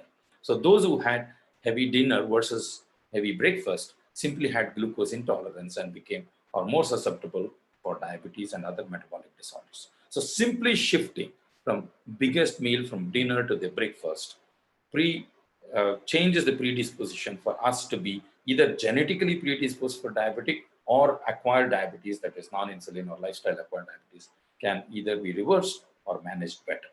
The third thing that is very, very interesting to me of the weight loss. Now, a lot of us talked about weight loss solutions and the gut health. Now, if the midday meal is before around 12 o'clock and certainly before 1 o'clock, the rate at which you lose weight and the amount of weight that you lose is close to 3 kilos and about 10 days of equivalent weight loss earlier if the midday meal is before 1 as opposed to post 2:30 or 3 o'clock. Simple change. If we can have it, then how is this all explained by this clock and the microbiota that we talked about? Now, there is something called steroid surge that we should know. So when we talk about clock, the clock is nothing but body produces its own steroid, both peripherally and centrally. And for us to be active, for us to be mobile, for us to be having a movement, we need steroid. Now, when there is a steroid surge, that's when feeding has to happen. when there's a steroid weaning, the feeding should stop. So similarly, the defecation. Most of us are constipated. We do not have still fixed one of these simple problems, constipation, like headache or common cold. These are unsolved problems for medicine. We can keep having products and keep selling eternally as it seems. But we now know that the simple fact that is not told to all of us is that the defecation or bowel movement or passing motion is a parasympathetic reflex. Now, what does that mean? If we are only in a rest mode, our rectum moves. If you are in an active mode, if there is a steroid surge, whether it is because of the coffee in the first thing in the morning or having too much stimulus, not just one substance, but a variety of substances during the day, and the surge of it comes by the evening, and that's how people have multiple motions. So steroid surge prevents defecation. So that simply means the rest is prerequisite for defecation. Our biggest advantage is overnight sleep and rest is the best time to have that window before the steroid surges in the morning. Now, after 7, we have a huge, the biggest surge of the day of the steroid. And for us to be reading newspaper, having teas, having isabgol, no matter what you do after 7, we will not defecate because there's steroid surge. So the clock really controls the way we want to eat, how much we want to eat, the hunger, the satiety, the feelingness of food, and the motility, digestion, absorption, and defecation. So virtually every activity has to be timed, and timed to the day-night cycle, that is sunrise and sunset. So these are the very important proofs that we have got today in science for what was told by traditional healers, traditional medical practitioners. And now we just have reasons and mechanism understood behind these prescriptions, which seemed as a very orthodox, conservative prescription. I think we only want to have one message, that if we follow the way we are intended to perform by the clock, so we have two advantages. One, the steroid surge gives me best performance. The rest response, riding on the rest response, gives me best health. So it is not necessary for us to be sick to be exceedingly successful. We can be successful as well as healthy. We don't have to defy our own biological clock to be successful. With that, I'll stop and wait for the questions. Thank you for the opportunity. Thank you. Thank you. Great, awesome, eye-opening, the steroid surge as well as the rest response, and beautiful. I'm so proud of all the people that are sharing here. And I'm also very happy to inform all the speakers that we have a barrage of people who are complimenting you. They're very grateful to you for having shared this.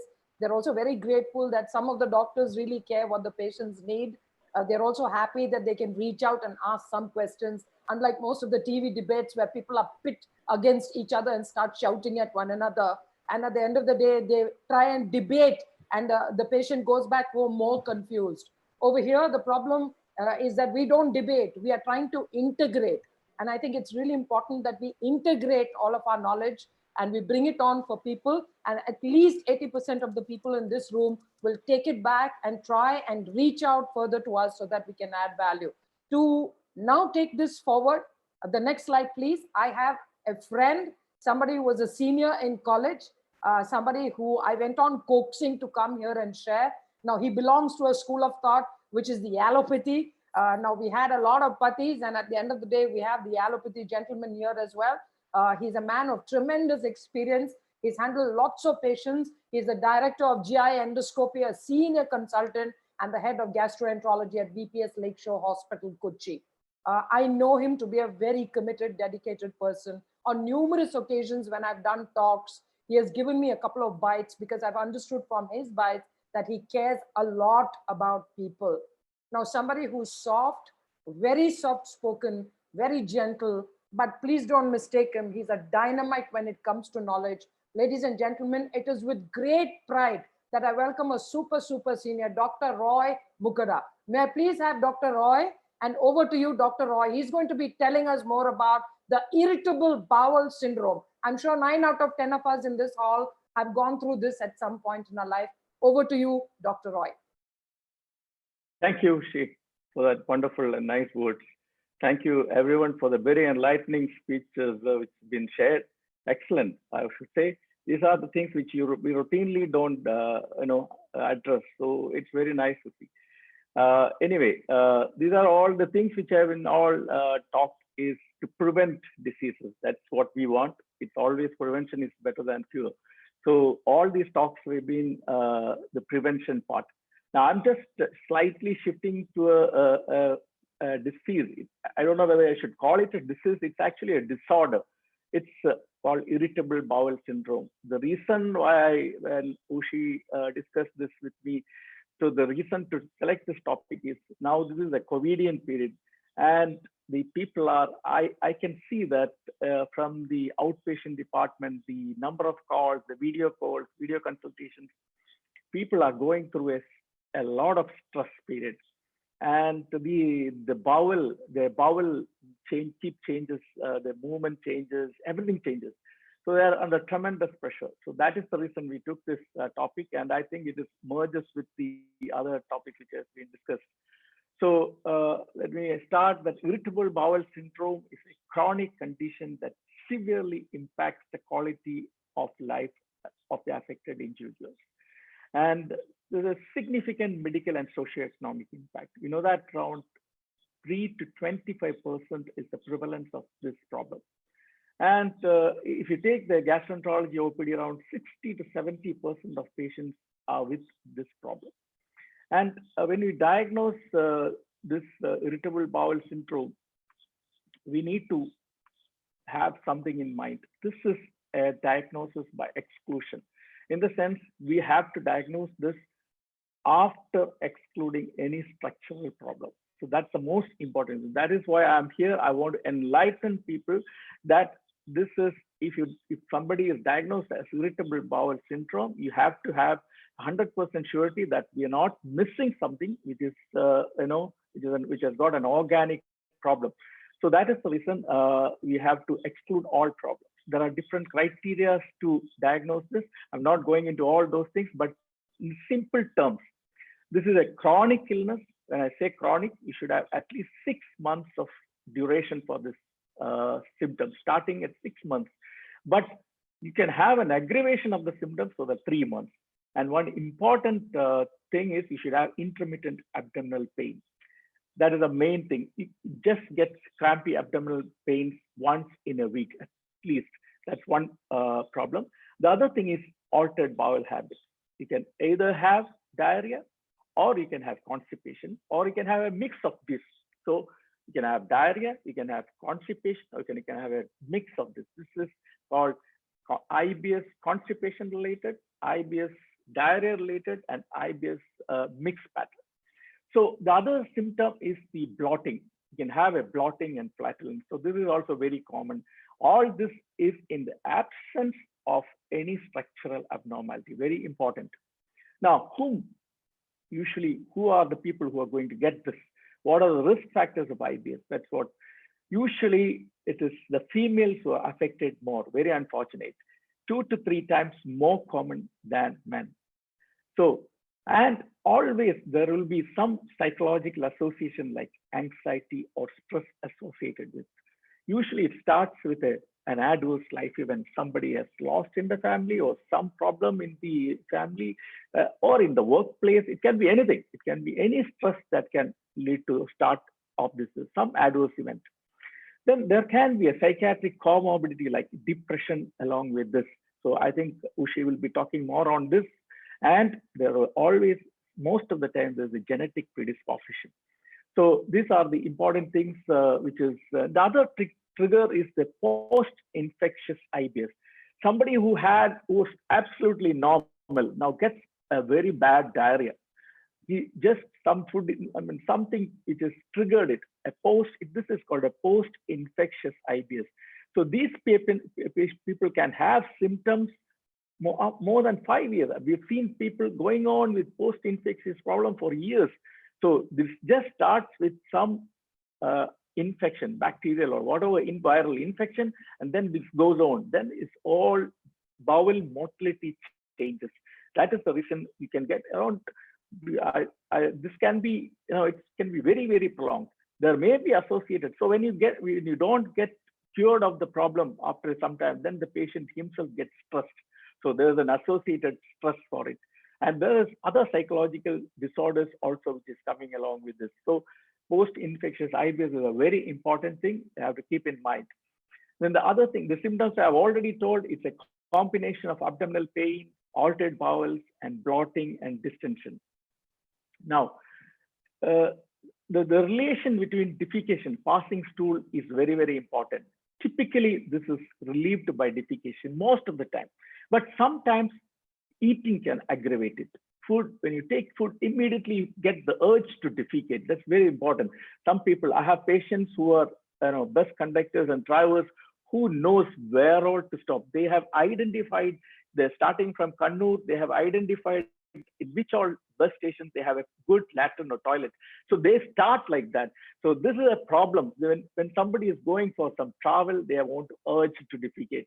And during the travel, they need to get down and go to the toilet. Very important. So this is one problem which is, it's a chronic problem. And the pain is usually in the lower abdomen. It's very diffuse pain, and it is almost and it's poorly localized. You cannot, if you ask somebody to sell, they just show the fingers or the hand like that. So it is poorly localized and it waxes and wanes. Sometimes it can be severe, sometimes it can be mild. So it goes on like that. So the causes of pain in IBS is two things. One is the motor and the other one is sensory. Not going into the details, but the motor, simple terms, motor is the spasm of the muscles or excessive contraction of the bowels. And the sensory is the visceral hypersensitivity. That is, means if you have, in normal persons, when the bowel movements, they don't feel the pain. But in a patient with IBS, they get pain. So even for a normal movement of the bowel, they get pain. And the peristaltic movement is perceived as pain. That is a problem with what is the cause of pain in this. And there can be an overlap. In IBS, there can be an overlap of other conditions like gastroesophageal reflux disease and functional dyspepsia. These are the two conditions which almost always go in with IBS. So I'm not going into the details of that because this is a very vast topic, and IBS itself takes, if you can discuss on this, there's a lot of things to discuss. So the association of anxiety and stress is very important. We know that around 50% of patients with irritable bowel syndrome have anxiety disorders.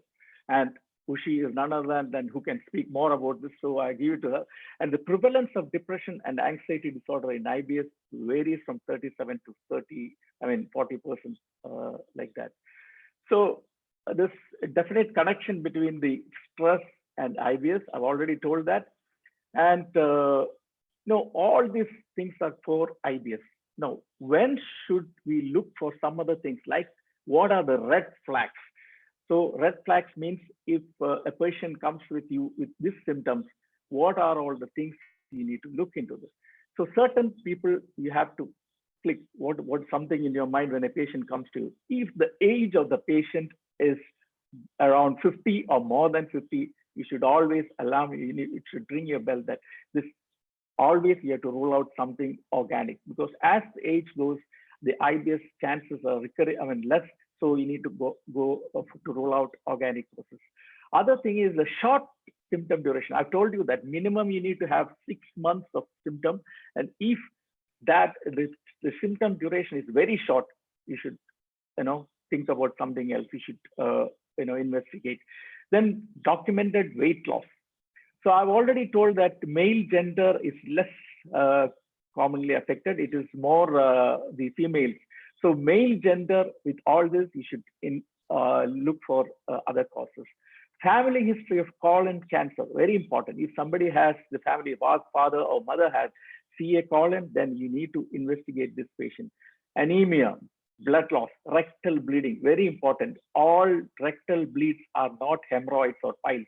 So you have to look into the facts that there's something else, especially when a patient is old age or age above 50 or around 50 with a history of all these things.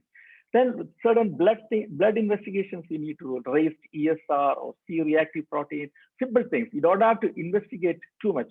But the most important thing we have to look into this, when these patients with red flag signs, you need to follow them up very closely. And some people may require a colonoscopy. That's very important. It's a very simple test. You don't have to stress too much on that. So that is the only thing what we have to do. And a physical examination, very important. When a patient comes to you, you have to have a physical examination. This, as a doctor, I have found there's two things in physical examination. One, somebody has been diagnosed as an irritable bowel syndrome 2 years back. The same symptoms he is coming, but suddenly you pick up something abnormal. You pick up a mass on palpation or pick up some lymph nodes. So even if you are diagnosed as IBS in the lifelong, you can get other diseases. So you have to be very careful. So examination is very important. The other thing is when a doctor touches you and examines you, that gives an immense confidence to the patient. This I've seen because this patient is thinking that, oh, this doctor looks into my abdomen very closely. So that's very important. So an examination is very important for me. Then I've told you that simple blood test and stool test. That's also another thing which you can simply do. That is a stool fecal occult blood. That is passing. Some people may not pass blood in the stool, which we cannot see. That is obscure GA bleed. That means we cannot see the blood in the stool. So you have to give the stool to test for blood. This you have to take 3 days of vegetarian diet, and then you have to give the stool for examination. And the role of colonoscopy, I've already told. Anybody who is 50 years older, in the absence of even in the absence of warning symptom signs, you have to be very careful. And the presence of alarming symptoms like bleeding PR or any blood investigation. So I've told about the diagnose. How do you diagnose? How do you rule out any major problems? And the criteria, I'm not going to tell that. There are a lot of criteria, but 3 main things you have to always have: abdominal pain, altered bowel habits, and abdominal bloating in a young patient with symptoms more than 6 months. That's the IBS usually. And how do you manage this patient? That's the most difficult part of it. And I think lots of wise words have been, the previous speakers have told so many things. You can definitely incorporate that. There's nothing wrong in it. And most of them will get better because IBS is not an organic problem. It's a functional problem. And first of all, explain the problem to the patient. Reassurance, the most important thing. Ask the benign nature of this disease and how you're going to live with this. That's also important. So that is important. Educate the patient, the utility and safety of the diagnostic thing. Some people are very afraid, to undergo tests. So that's not at all. That you have to make them. Some people are very, very afraid of doing colonoscopy. Actually, it's an outpatient procedure. We can do it under small sedation and you won't know anything. There's no discomfort in that. And that's something you have to keep on, if it is required, you need to tell them that this is a simple thing. Now, how do you manage this patient? Again, the non-pharmacological, that is the things which have been already discussed: diet, lifestyle, and behavioral modification. And one important thing I always tell my patient is exercise. I don't think anybody has talked about that, even though I thought Craig would talk about that, but he didn't talk. Exercise is very, very, very important in managing IBS. Regular exercise.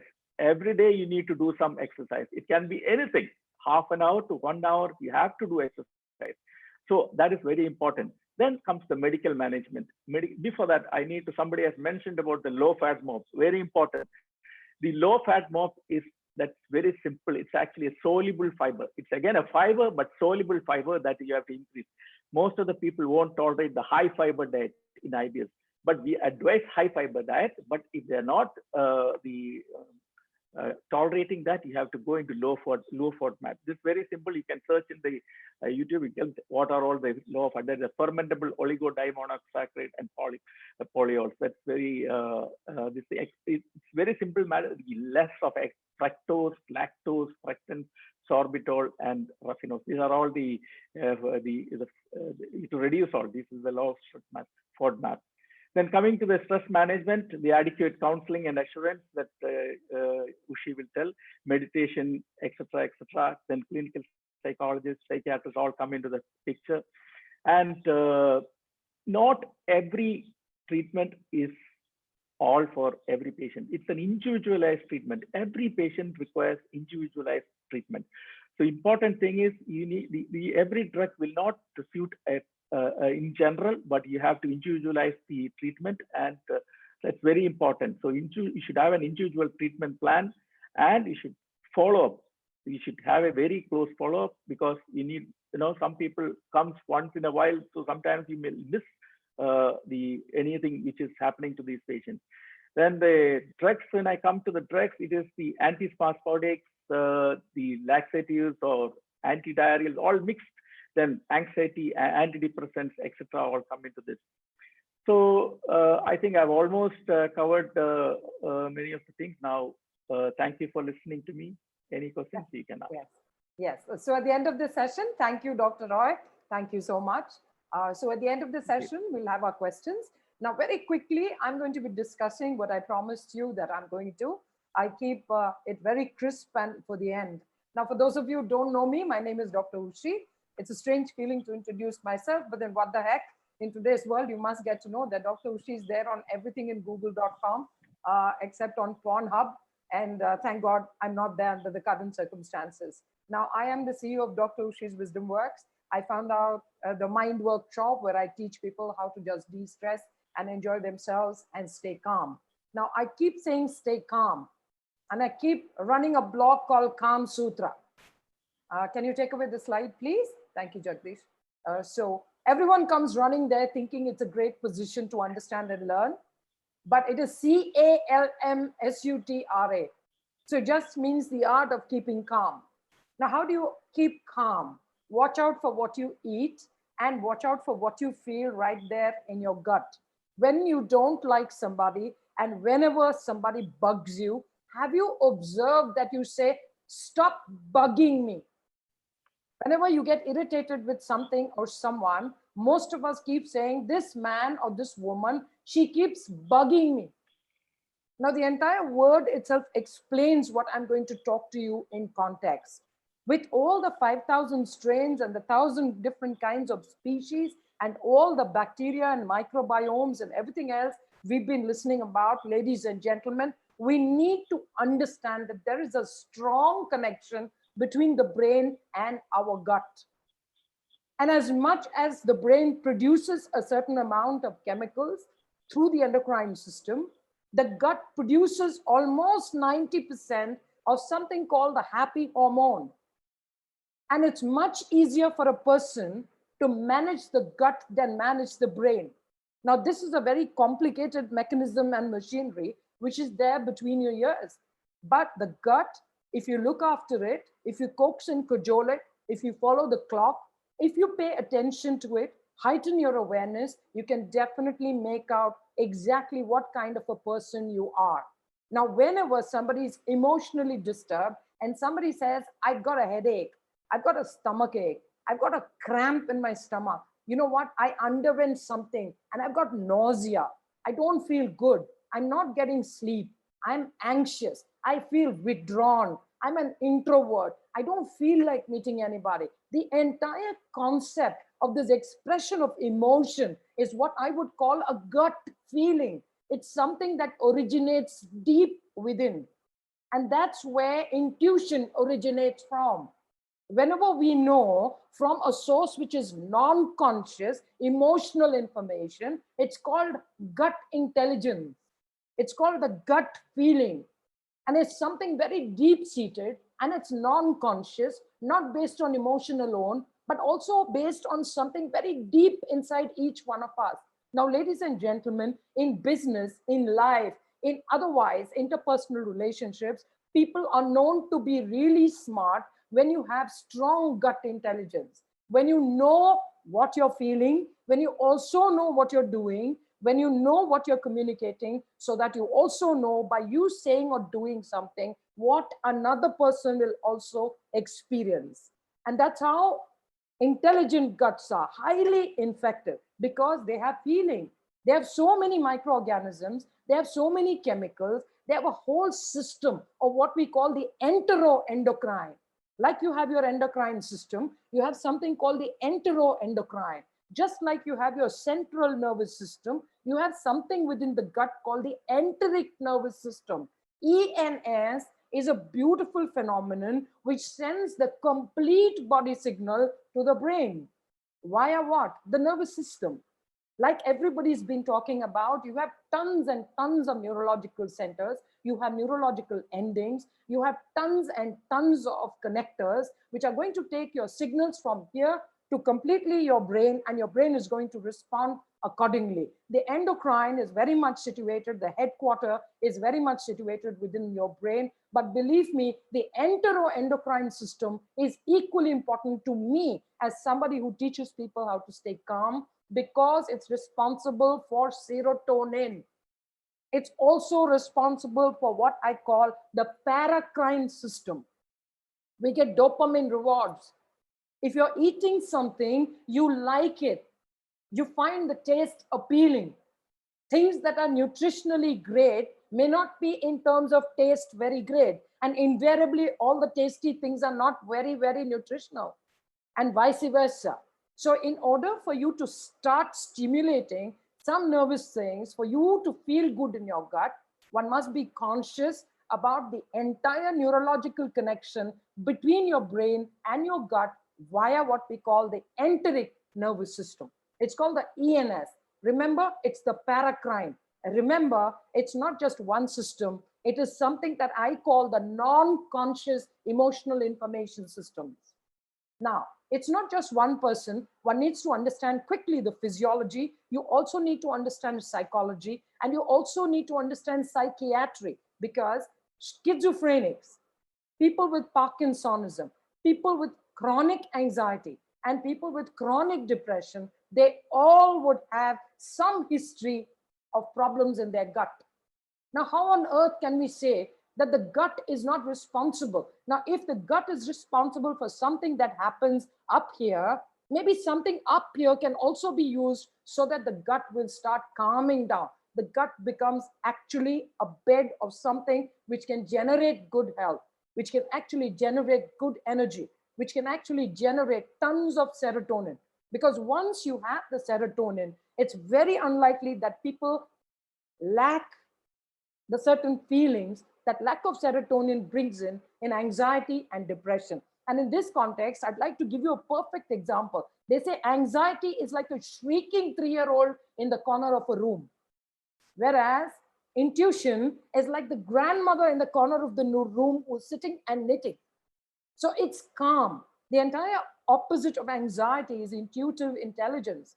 It's about being stable. It's about being happy. It's about being calm. It's about your paracrine system not working in an overdrive. So ladies and gentlemen, the point I'm trying to drive home here is, if you look after the entire microbiota, if you look after your nutrition and what's hitting, starting from your tongue, right down your entire tract to your gut, to all the levels of the different levels of the gut, including all the secretory levels of the gut, then you will be able to manage your gut feelings. If not, you will end up with anger. Let me take an example. Now, when you're angry, the entire signaling system is based on a trigger, and all emotions are triggers. And when the emotion runs in for a trigger, these trillions and trillions of nerve and neurological endings will actually convey wrong signals to the brain. And thereby what happens? For example, when you're angry and the signal runs to the brain, what happens? The brain shunts the blood away from the gut into the muscles. What happens to you? You feel terrible in your stomach. There's acid release. You feel increased blood pressure. Your respiratory rate doubles up. And at the end of the day, what happens? Your heart rate becomes again something that keeps fluctuating throughout the day. With one episode, there is so much of physiological damage that you cannot afford the wrong feelings in your gut every day, because you're going to head for something very, very chronic. The root of all mental problems, the root of everything begins with anxiety and ends up with depression, or even further gets into a state of disease. That's why I said you need physiology, psychology, as well as psychiatry. If you have all these three things managed by looking after your gut, by watching out for what you eat. Imagine, some people are sad, they eat more. Some people, when they're sad, they eat less. Some people, when they're angry, they eat all kinds of things without even being conscious of what you eat, because something else is actually driving your neurological system. Your neurological system is functioning on an overdrive. Like I said, the paracrine system. Like I said, the enteroendocrine system. Now, if you take a gastrogram in these people, then you would understand what I'm talking about. You can see actually physiological activity. You can actually see what is happening at different levels of the stomach. And you can see how much of acid is being produced, how much is being utilized, and how much is actually eating into the normal tissue. So we are actually working on excesses of chemicals, because, ladies and gentlemen, our entire endocrine as well as paracrine system is all about secreting. It's all about secreting chemicals. Now, if you look after your gut, what are the benefits? Number one, 90% secretions of serotonin. It's the happy hormone. You cannot sit and keep manufacturing it. There are very few things that can stimulate it. Very few tryptophan containing foods that can end up maybe in a very little amount that is not sufficient for you to feel happy. Now, why am I talking about all this? If we understand the interaction between the neurological system and the gut, we will be able to regulate what we eat. And sometimes, in most opinions, what I have found out, you are what you eat.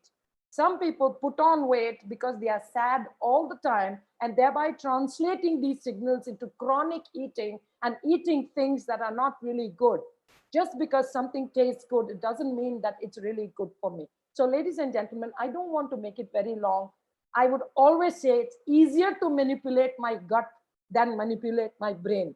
I also presume that it's also easier to manipulate your gut than manipulate your brain, because thereby you're actually creating a bond with your ENS, your enteric neurological system, and your enteric nervous system. And thereby you're able to control all the chemicals and functions that is being held and being performed in this upper compartment, which is the brain. This is extremely complicated. The gut is far more manipulatable and manageable. So we need to understand that gut feeling, your emotion decides your entire health system. Anybody who has metabolic problem, it begins in the gut. Anybody who has any other problem related to imbalances of hormones, it begins in the gut. You secrete unnecessary cortisol. People are functioning today in what we call constant challenge mode. You're nothing but a moving time bomb. You have so much of adrenaline working. It's an overdrive. And we need to be very, very careful here, because it can lead to what we call you inducing all kinds of problems, starting with heart disease to hypertension, to increased respiratory issues, to even worse obesity issues, weight problems, and the whole gamut of people saying, I don't feel emotionally stable. So what will you do? Just one tip from today. Please watch out for what you eat. What is one man's perfume is not the other man's perfume as well. What is one man's perfume is the other man's poison. So watch out during 1 week. See, eat raw, eat cooked, eat alkaline, and eat acidic. Draw your whole week into 4 quadrants. And if you can draw your whole week into 4 quadrants, you need to test when you're feeling really good, when you're feeling light, when you're feeling happy, when you feel satisfied, and when you feel the least discomfort. Please watch out for what you call the 4 quadrant system, which is eat cooked, eat raw, eat alkaline, eat acidic. Expose your gut to all these 4 and see when you're feeling the best. Stick to 2 out of the quadrant every week, and I can guarantee you that you can manage your feelings much better. You will feel happier, you will feel lighter, you will get the benefits of all the food that you've been eating, You will not eat emotionally. And at the end of the day, you will understand, you will go with your gut. We always say go with your gut. And this is what it means when you say go with your gut, because your gut, ladies and gentlemen, is very different from my gut. There are old grandmothers who used to say, trust your instinct. There are people who come in and say, it's a gut feeling. They say that at the end of the day, keep away from people that bug you. I would tell you to keep away from food that bugs you. I would also tell you food that bugs you results in feelings that bug you. And when feelings bug you, you end up becoming a totally different person, because your entire persona is not controlled by your central nervous system, but it's controlled by the enteric nervous system, which sends signals to the central nervous system, which fires in a different way and completely responds to the stimulus. Watch out for the stimulus, you will get good results. I have nothing more to say. I will just say that stress, your chronic depression, your chronic ailments that originate out of stress, like your chronic pains, your pains of unknown origin, your entire autoimmune system that keeps happening to all of us is primarily originating in your gut. So watch out for your feelings. You're directly watching out for your gut, because it's far more easy to manipulate your gut than manipulate your brain and get it into better order. So with these few words, I will just ask you guys not to forget the 4 quadrant that I mentioned. Eat cooked, eat raw, eat alkaline, eat acidic. See how you're feeling, and you need to keep noting it for about 4 weeks. You'll understand what I'm talking about, and we'll all be there so that you can also reach out to all of us. I'm very, very grateful that you listened to me. I'm now open to questions, and there are many, many questions. I'd like to have all the speakers' camera on, please, and I'll slowly start asking the questions. So please type in the questions to everyone on YouTube. Thank you so much. Every doctor that's here, my heartfelt gratitude to each and every person who's brought in people. Great, great gratitude to all of you. Please start the questions. May I have all the panelists on, and I'll start asking the questions immediately. Now, the first question, Dr. Praveen, it's for you. And Dr. Praveen, I'm combining all the questions. I've been going through it. I've compiled quite a few questions. It says, Dr. Praveen, aloe vera probiotic, how should one consume? Is food with yeast bad? And is probiotic good for Parkinsonism? You mentioned that we need to use jaggery. So jaggery, is it going to also feed candida? So is jaggery food for the fungus as well? Could you please clarify all this? There are multiple questions. I put it to you. Okay. One is aloe vera as a probiotic. What should you use? And when you consume it, at what time should you have it? Is food with yeast bad? And then does jaggery feed candida? Could you please answer these questions? Yeah, so the step of the preparing aloe vera. Yeah. A gel, half-liter gel plus jaggery kept in refrigerator. So it does not feed any more yeast. So you should not keep it outside. You should store it in the refrigerator after blending together and keep it for 10 days. So it does not breed any yeast. When must one consume this? What time of the day must one consume aloe vera? Yeah, this fermented stuff, one need to strain it, keep in a bottle around 1 tablespoon 2 times per day. Sure. Now, there's a question for Dr. Sri Kumar and Dr. Vimal. Both of you, if people are on medication, how to recognize the change in the gut? If people are on medication, how to recognize the change in the gut? What are the symptoms that you find when people are on medication? So there are 2 things, 2 ways you can see. One is it is in the upper digestive system, where you can say gas formation in your stomach, abdominal distension, sometimes nausea. Yes, abdominal distension, nausea.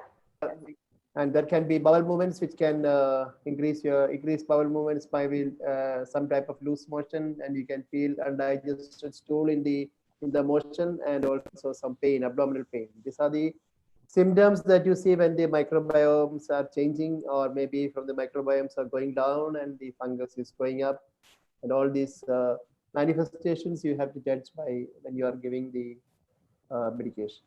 Yes, Dr. Craig, Thank you, Dr. Sri. Dr. Craig, we have a question for you. It says, Dr. Craig mentioned the pH of the gut. How do we determine the pH of the gut? And how do we balance the pH of the gut? Dr. Craig, are you there? I'm calling you. I'm there. Yeah, feel good. Thanks, Dr. Ushi. In terms of the analogy that I made about the soil, well, actually, our whole tract, they're at different pHs. So if we think of actually our gut, it's like a battery acid. It's between 1.5 and 3. So it's very strong to break down proteins to actually unwind them.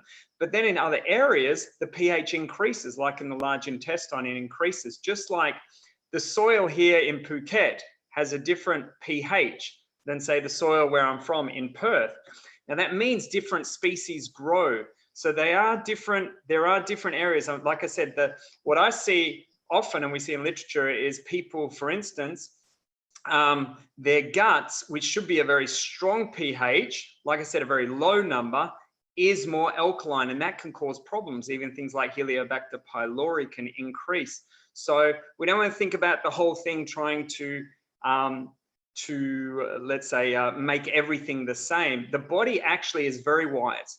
The body actually knows where it should be at. Yeah. And instead of trying to manipulate it, maybe we need to think, let's just do the right habits. And we've talked a lot about habits. So if we eat clean, if we eat lower in processed food and sugar, if we get, and Dr. Roy, I'd love to talk about exercise. Time-wise, it's so important. Actually, we have so many studies of fitness people and their microbiome being more diverse than unfit people. And that's part of things like VO2 maxes. So if we can just say, let's look at the habits, let's look at what we do and make it healthy. And the body in its wisdom will have the right pH for each certain area. So good sleep, good thoughts, good hydration. I've had many people privately actually send me messages about hydration. It's not just about water, it's about mineral balance too. So you can, like a plant, you can overwater the plants.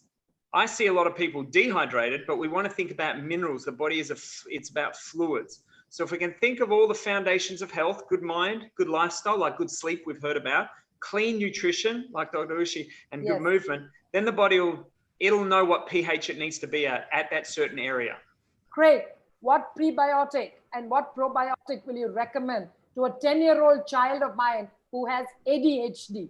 Is there anything in specific that you would recommend for a 10-year-old who has ADHD? I mean, that may be also one of the doctors, and Dr. Vimal might also put his hat into the ring. But what I'd be interested, to be honest, is and a few people have said also messages, this is where microbiome testing, actually genetic stool testing, and having a look at what the species you have. We have good technology nowadays where we can see, okay, you have these beneficial bacteria in the right ranges, and we can have too many of them too.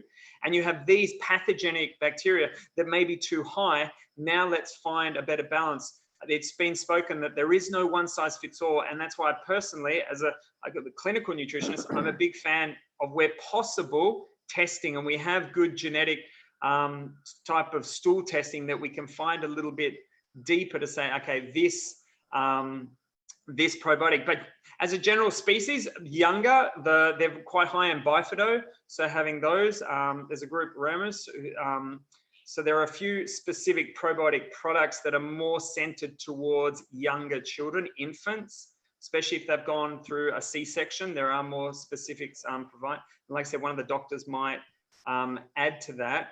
But I'll leave it to if one of the other doctors wants to add a comment. Craig, there's one more directed to you. So there's a question which says, my elder daughter is a teenager suffering from constipation.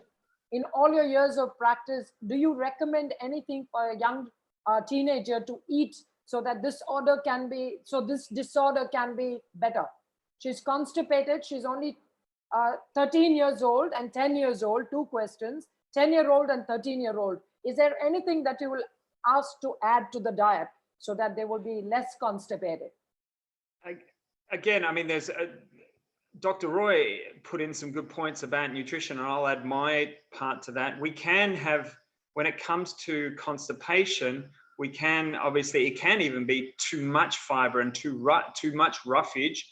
We see that too little fiber is an issue. So if I think about a teenager, I'm asking myself, okay, what without too much generalizing, do they consume a diet? Don't just think about what to add. Sometimes it's what to kind of try to reduce. In functional medicine, they talk for the gut about 5 R's, and the first one's remove and reduce. So if you've got a diet high in processed food, high in sugar, then that will cause inflammation, irritation. That'll cause the bad bacteria to increase.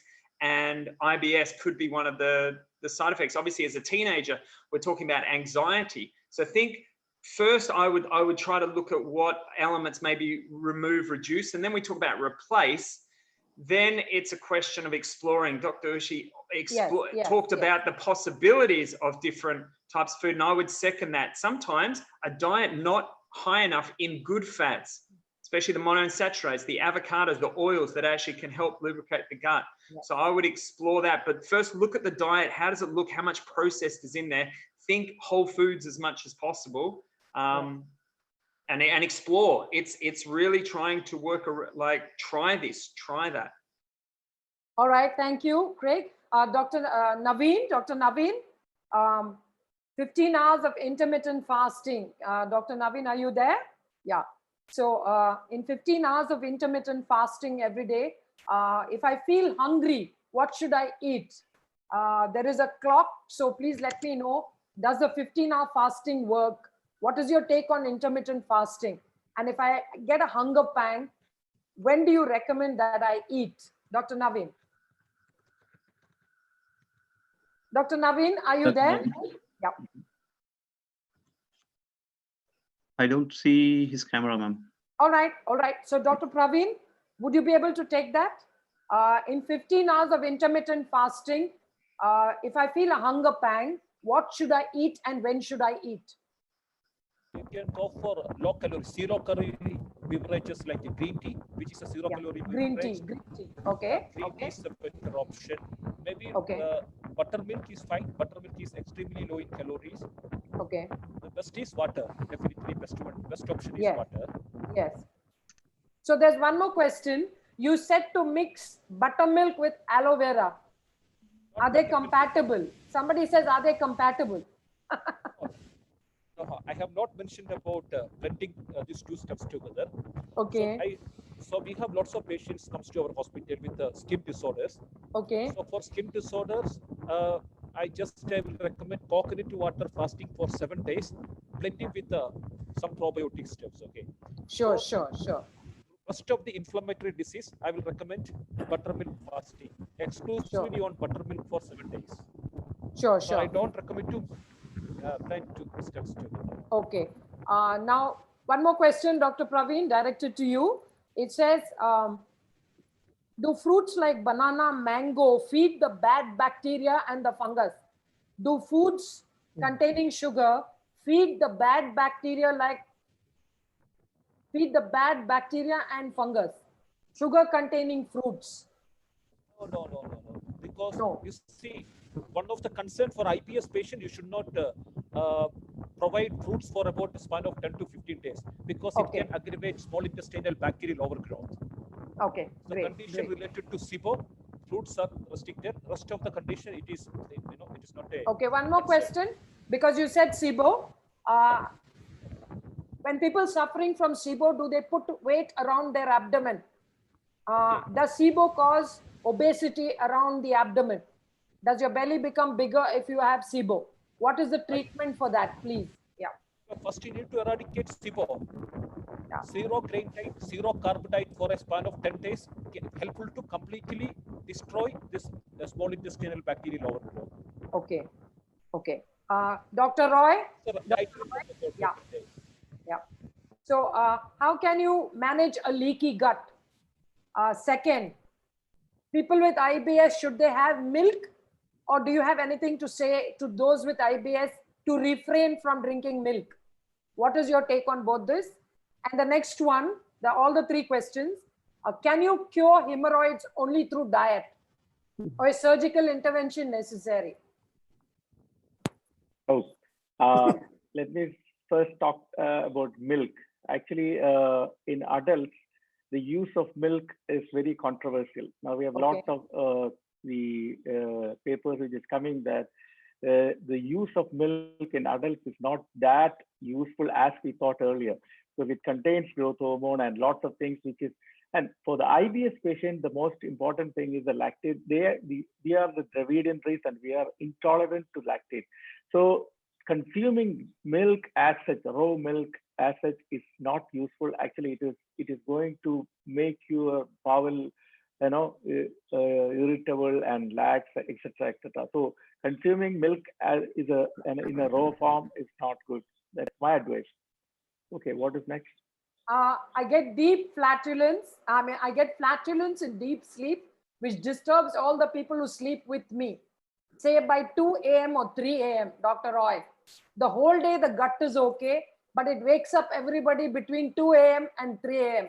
Why does this happen in my sleep? Flatulence at 2 a.m., Dr. Roy. Why does it awake others when he has got the symptom? He is getting awake. No. Why does it happen at 2 a.m. and throughout the day it's all right? What time he takes the food? Oh, yeah, it's question. Good question. What time do you take your food? It all depends on what time you take your food, right? There's already a big lecture on that. Yes. So I'm neither anemic nor stress prone. I'm a diabetic. Dr. Sri Kumar, I exhibit symptoms of anemia. I have a thick tongue. I have a dry mouth, but I'm neither anemic nor stress prone, but I'm diabetic. Do you have any remedies for this? Thick tongue and dry mouth. Yeah. So when the symptoms and the history of diabetes shows the patient is in a multiple hormone imbalance. So I think we have to correct the functional functions of the various organs, especially endocrine glands, and we have to balance the hormones and the immune system. So it has to be metabolically managed.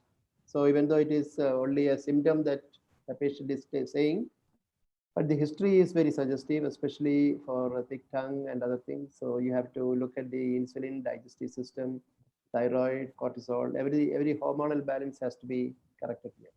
Dr. Sri, one more question to you. What foods can you give to grow good gut in a 9-month-old baby? The baby was born by C-section, and they say that by 3 years, the gut gets stabilized. The gut microbiome gets stabilized. So what diet will you recommend to a 9-month-old baby? For a 9-month-old baby, if maybe the child is already having breast milk is not completely weaned off, I will say good food and probiotic and other food for the mother. And the second thing, if the child wants to get, especially C-section baby, I would rather give some multivitamins, especially rich in zinc and probiotics. And also food, especially a little bit of buttermilk and butter is very good, especially instead of avoid milk and give more butter and buttermilk. That will be the ideal. Yes. Dr. Praveen, somebody wants to know the proportion of aloe vera to jaggery.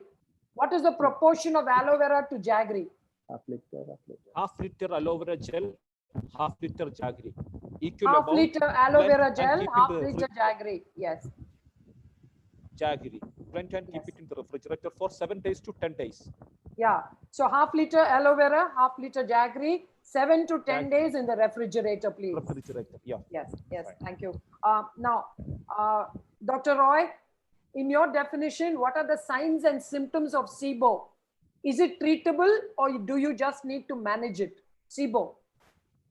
Yeah, SIBO is it's not that common as you think, but it can be a troublesome problem.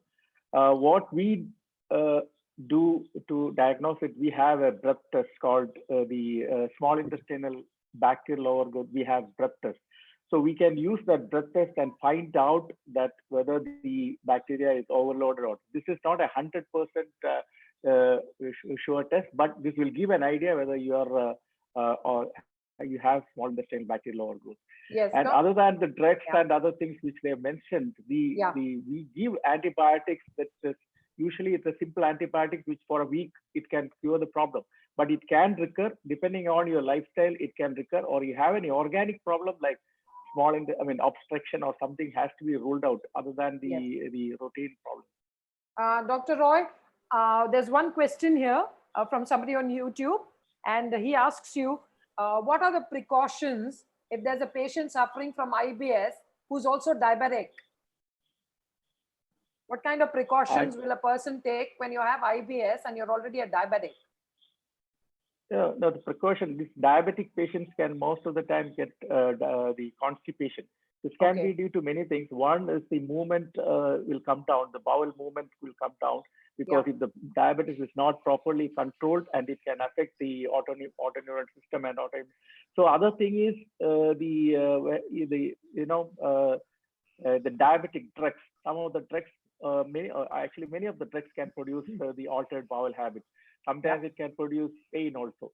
So the diabetic patients, one thing important, keep your HbA1c in a very proper way.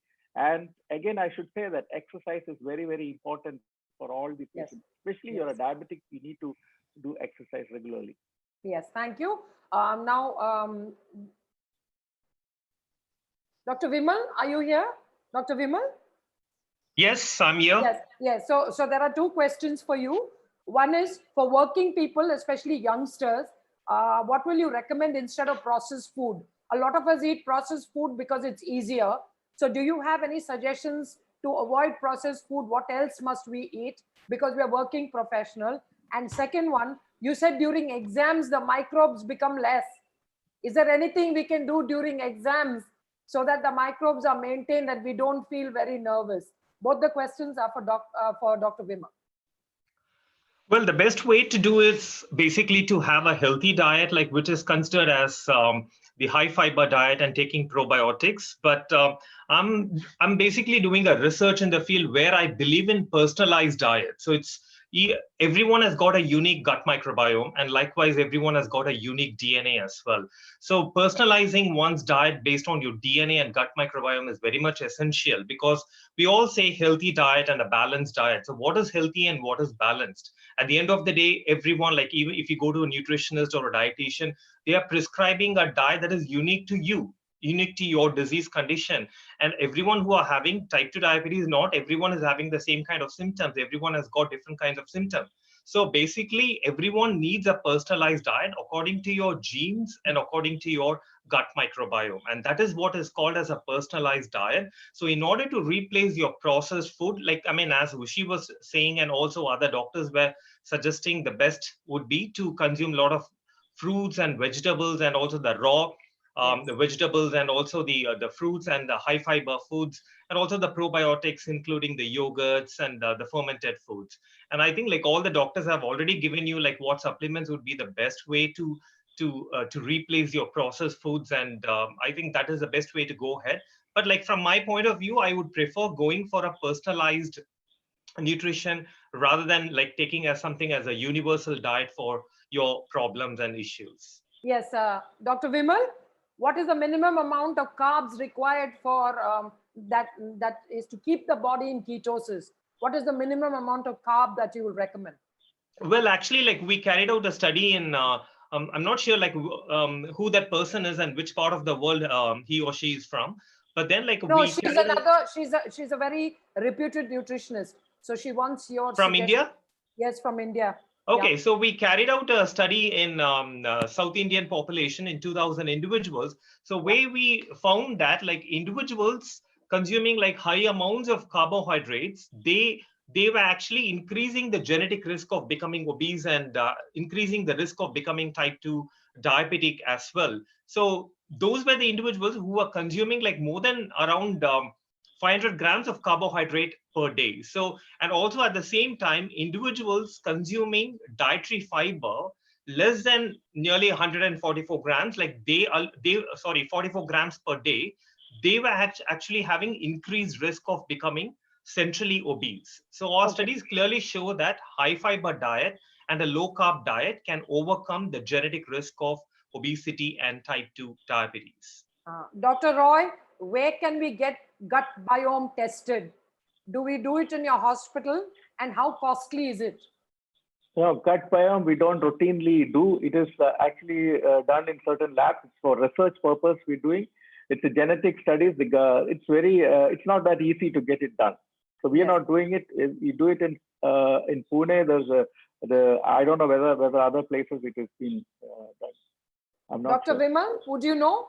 Yeah, so I mean, as I was talking about the gene testing centers and the personalized nutrition centers, they look at your genes and they prescribe a diet that is suitable for your DNA. So likewise, now like there are certain centers in the UK, like where they have started to take your blood sample, also your stool sample, to look at both your DNA as well as your gut microbiome, and they're trying to prescribe a diet that is unique to you, because your gut composition is like very unique to your body, and accordingly you should consume a diet that suits your body. Yes. But in India, as far as I know, there are no gene testing centers which are doing the gut microbiome analysis. Like we are very, very far from implementing both the genetic as well as the gut microbiome. Actually, like, I mean, these are two important fields, but there's also another important field which we call as the metabolome.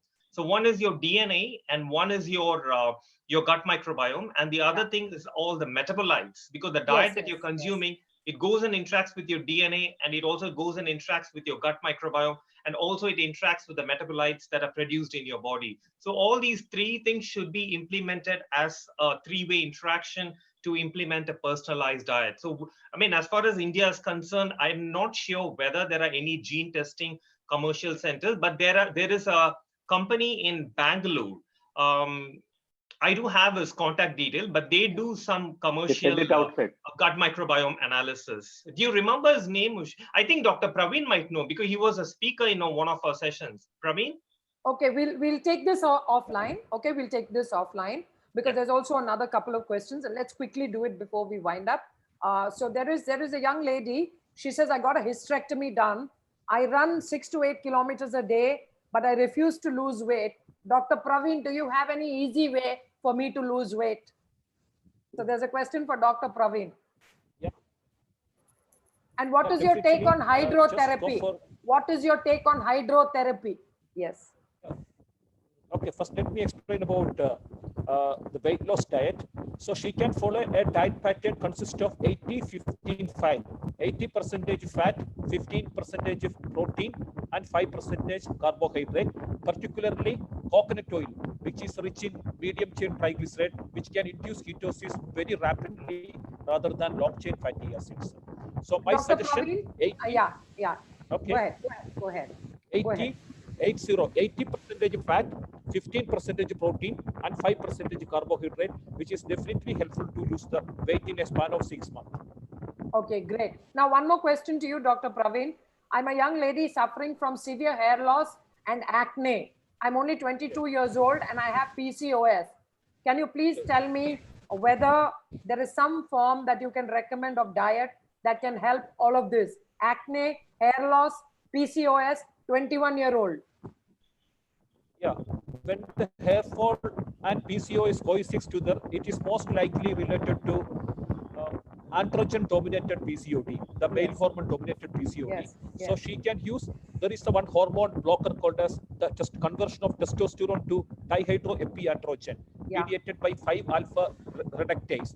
So she can use some of the herbs which is working this particular pathway, called as saw palmetto, Vitex cactus, nettle leaf, which are very good supplement to improve the. Yes, so I would recommend whoever's asking me the question, please send us a mail. We will connect you to Dr. Praveen, and you can have a conversation later regarding all the specific problems that you're having. Dr. Roy, what is an absolute indication for a colonoscopy? Looks like every hospital asks patients to do one today. But do you think it's really necessary? And when would you say that it's really necessary to do a colonoscopy? Yeah, colonoscopy is indicated, as I mentioned, if anybody with an age, age above 50 years who have got a history of colon cancer, or if there is any history of bleeding PR in this patient, is passing blood in the stool, most important thing, weight loss, another thing. Or if you detect something in the CT scan that there is a growth, then you have to go for a colonoscopy to rule out malignancy. But there are a lot of other conditions wherein you have to do a colonoscopy, like an inflammatory bowel disease, wherein you can get ulcers from mouth to anus, so like Crohn's disease or ulcerative colitis. These are all things, everything comes like bleeding PR.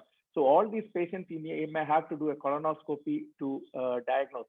And obviously, I've already mentioned, irritable bowel syndrome is a diagnosis by exclusion. If you are in an age group of 50 or plus, then you have to rule out any structural problem before diagnosing an IBS. That may be the reason once the colonoscopy is going up number. But it is not as in West. West, they have to do every 5 years, above 50 years. Most of the patients, they'll be, they have to do it because the incidence of colon cancer is very high. Dr. Roy, one more question. Is constipation a natural part of growing old?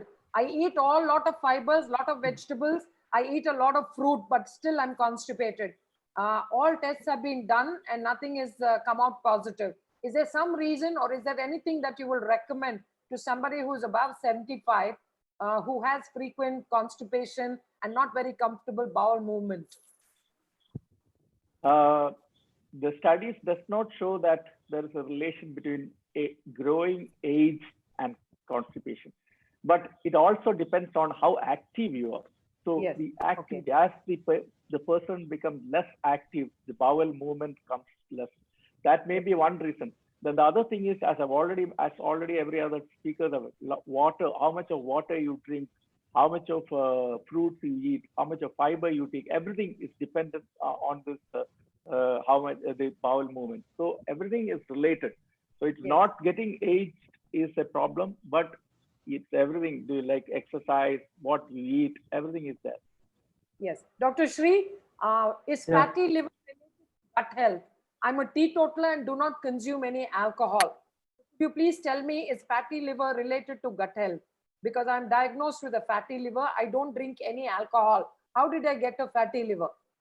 Yeah, it is nowadays it is very common because it is called as non-alcoholic liver disease, and you don't have to drink any alcohol, and it is due to a lot of toxins and especially the wrong diet. So you have to detoxify and also control the diet, especially as you said, most of the raw vegetables and fruits, and maybe fruits have to be curtailed in fatty liver, but the raw vegetables and other natural probiotic diet has to be maintained, and along with that you have to detoxify and balance the biochemistry. Yes. One more, Dr. Shri. What is the remedy for feeling bloated, acid reflux, irritation while exercising? Do you have any remedy for irritation while exercising? Yeah. Normally, these type of symptoms are seen in people with low hydrochloric acid in the stomach. So what we normally advise is maybe some spicy food, or maybe we normally advise, especially as a shortcut, you can consume zinc supplement and probiotic for a few weeks, and it will be all right. Yes. So thank you so much, Dr. Praveen. I'm going to sum up 10 questions for you. Is colon clearing recommended for a piles patient who's 73 years of age? Is colon cleansing recommended for a patient who's 73? What is your take on colon hydrotherapy? When will you recommend colon hydrotherapy? Okay. Yeah, it is not recommended for the patients who has hemorrhoids, colon therapy, because there are some of the consequences can be arise from this one. But there is a good remedy for piles. Just try to consume plenty of prebiotic rich food, like one of the major prebiotic called as inulin, which can convert into short chain fatty acid after reaching to colon. And one of the best remedy to manage piles.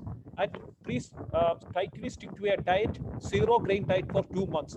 Definitely will get a amazing impact in a span of 2 months. Okay. Colon therapy is not recommended for piles. Sure. Now, one more last question now. Dr. Shri, what are the healthy fats you will recommend? Can you please recommend some healthy fats? So I think Shri can take it up, and Craig, you can also add value if you're still around. What are the healthy fats that you will recommend people eat? So I normally recommend fresh butter, fresh cheese, fresh virgin coconut oil, and all these things are fresh. And maybe non-veg preparation, we need mostly animal fat. So Maybe Okay, fish. Dr. Shri, Yeah. one more question. Will you say that if you eat non-veg, the gut becomes more diseased? Do you recommend a vegetarian diet over a non-vegetarian diet? Definitely vegetarian diet is preferred over the non-vegetarian diet. But if you really ask the question, go into the deeper, it should be a combination of the two. It should be a combination of animal fat and vegetable protein. So you can have a mixed diet. That is what I think. Okay. So now I think we've come to most of the questions. We've come to the end of that. We have lots of questions which are almost the same as what I've been asking. Now I would also, there is one question. I think anybody who can add, I'm not sure who would be able to add. Frequent mouth ulcers, very painful mouth ulcers which are very frequent. I request some of the doctors to give me a remedy. What could I do with frequent ulcers in my mouth? Okay, shall I answer? Please, Dr. Praveen, please. Okay, so the fermented kanji, rice kanji. Yeah. Are they from India? Yes. Patient is from India. Yes. Yeah, let them prepare some kanji. Yeah. And after cool down, blend some probiotic like Icobion or VSL-3 to kanji, ferment for 12 hours. Yeah. And consume for the morning. It is one of the very good remedy. And addition to that, they can consume the guava leaves, chew around 5 to 6 guava leaf and do the gargling and swallow later. But this is a two remedy definitely help to cure this condition.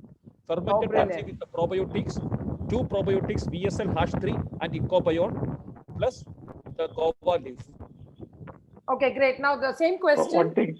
The jaggery and aloe vera. Dr. Roy, 1 second. Jaggery and aloe vera, what is the dosage? Jaggery and aloe vera, what is the dosage every day? Dosage. Preferably 2 tablespoons, 1 tablespoon morning and 1 tablespoon night. Okay, 1 tablespoon in the morning, 1 tablespoon in the night. Yes, Dr. Roy, we'll take on one last point. The recurrent after ulcers is very common, but you have to rule out always an inflammatory bowel disease when you get a patient with recurrent after ulcers, because Crohn's disease is one problem many patients present with. So that is one thing I just wanted. And Dr. Roy, one more thing. I take 5 mg pantoprazole every day and feel very comfortable. Can I continue with this every day? 5 milligram pantoprazole is not available. I don't know whether he's taking 5 milligram or I'm not sure whether it's 5 milligram is available. 40 milligram is the usual dosage of pantoprazole. Yes. 40. So, you cannot continue it as a, the problem with the proton pump inhibitors, if you start with that and if you continue that, it's very difficult to stop it. So you have to taper it off at the earliest, depending on your symptoms. What is your symptoms? What are the indications? There are different indications for PPIs. So you have to know which indication. You have to ask your doctor what is it started for and how many days you have to continue that. That's very important. Yeah, one last thing. Can you reverse gluten intolerance? Can you reverse lactose intolerance? And can you reverse IBS? Everything, you have to live with it. But you can control your symptoms by diet, exercise, whatever has been mentioned, all these things. You have to live with it with all these diet and other things. If you have gluten intolerant, reduce gluten or stop gluten. If you have lactose intolerant, reduce lactose. And then IBS, I've already mentioned. All right. So for all of you, there is one religious question, pardon me, but it's very funny, so I have to ask you. Lord Krishna said, I live in the gut. So is Lord Krishna found in the microflora? I actually have a question like this. I'm sorry, my dear, whoever's asked me the question, I'm an agnostic.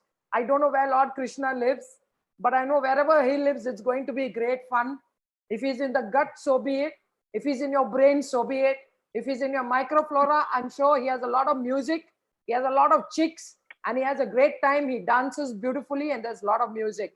The rest of it, if any doctors want to add, does Dr. Shri want to say if Lord Krishna is living in the gut microflora, or Dr. Praveen or Dr. Roy, you can please take a call on that.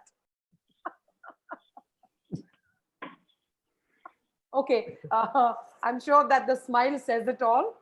There's nothing else. So on behalf of all the doctors, I take it a great privilege to say a big thank you. It's been a very long session. We always have long sessions because we have questions.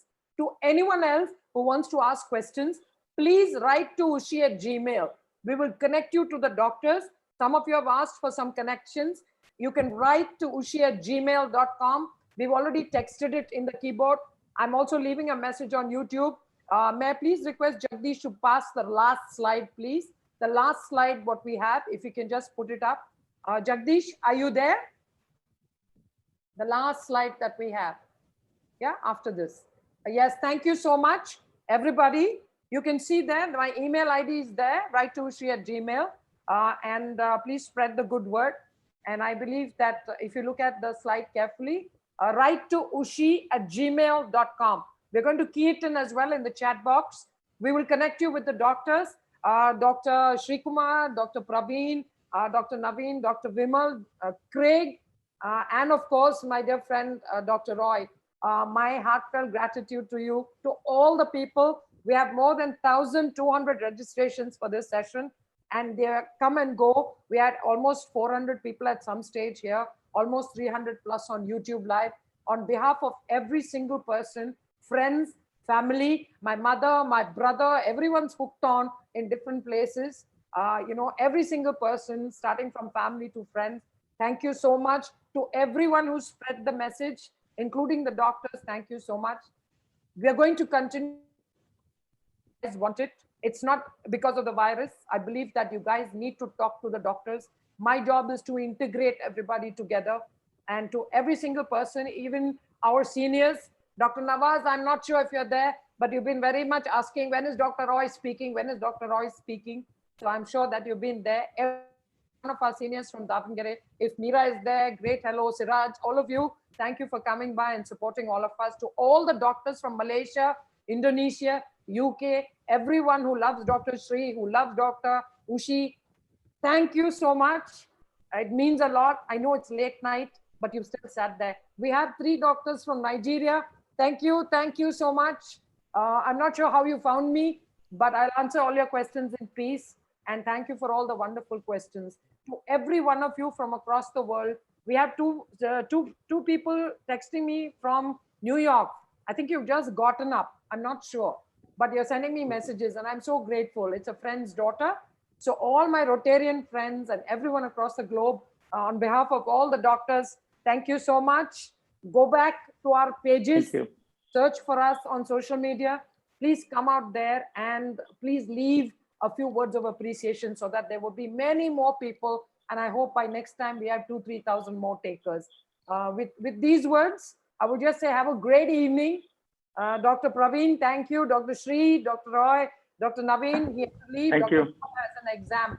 Thank you and bye-bye. So thank you all. Thank you all. Thank Bye. you to Jagdish. Thank A you big all. thank you to Jagdish, who manages everything. A big thank you to Deepti, who's Mrs. Jagdish.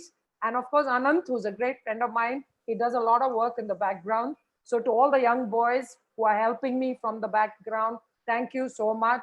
Jagdish, if you're there, show yourself and give us a big smile if you're around. You can take away the slide share and show yourself.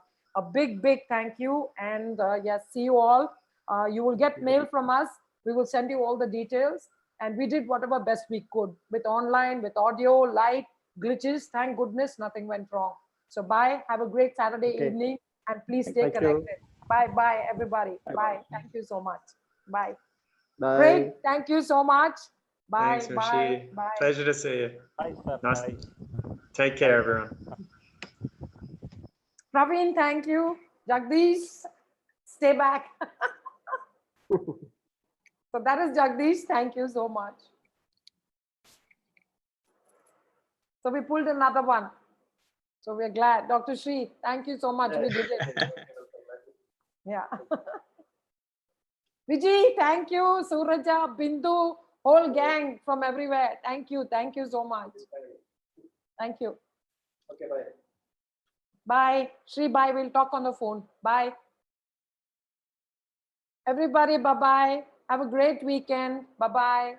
Everybody, bye. Have a great weekend.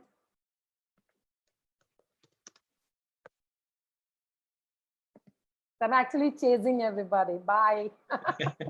It's been a long day. There are questions still coming on. I will look it all up on YouTube and give responses individually. Thank you. Sure, ma'am. To everyone on YouTube, thank you so much. for staying on. I will take on each one of your questions and I will respond to it individually. Thank you so much. Thank you. I'm going to stop the YouTube stream.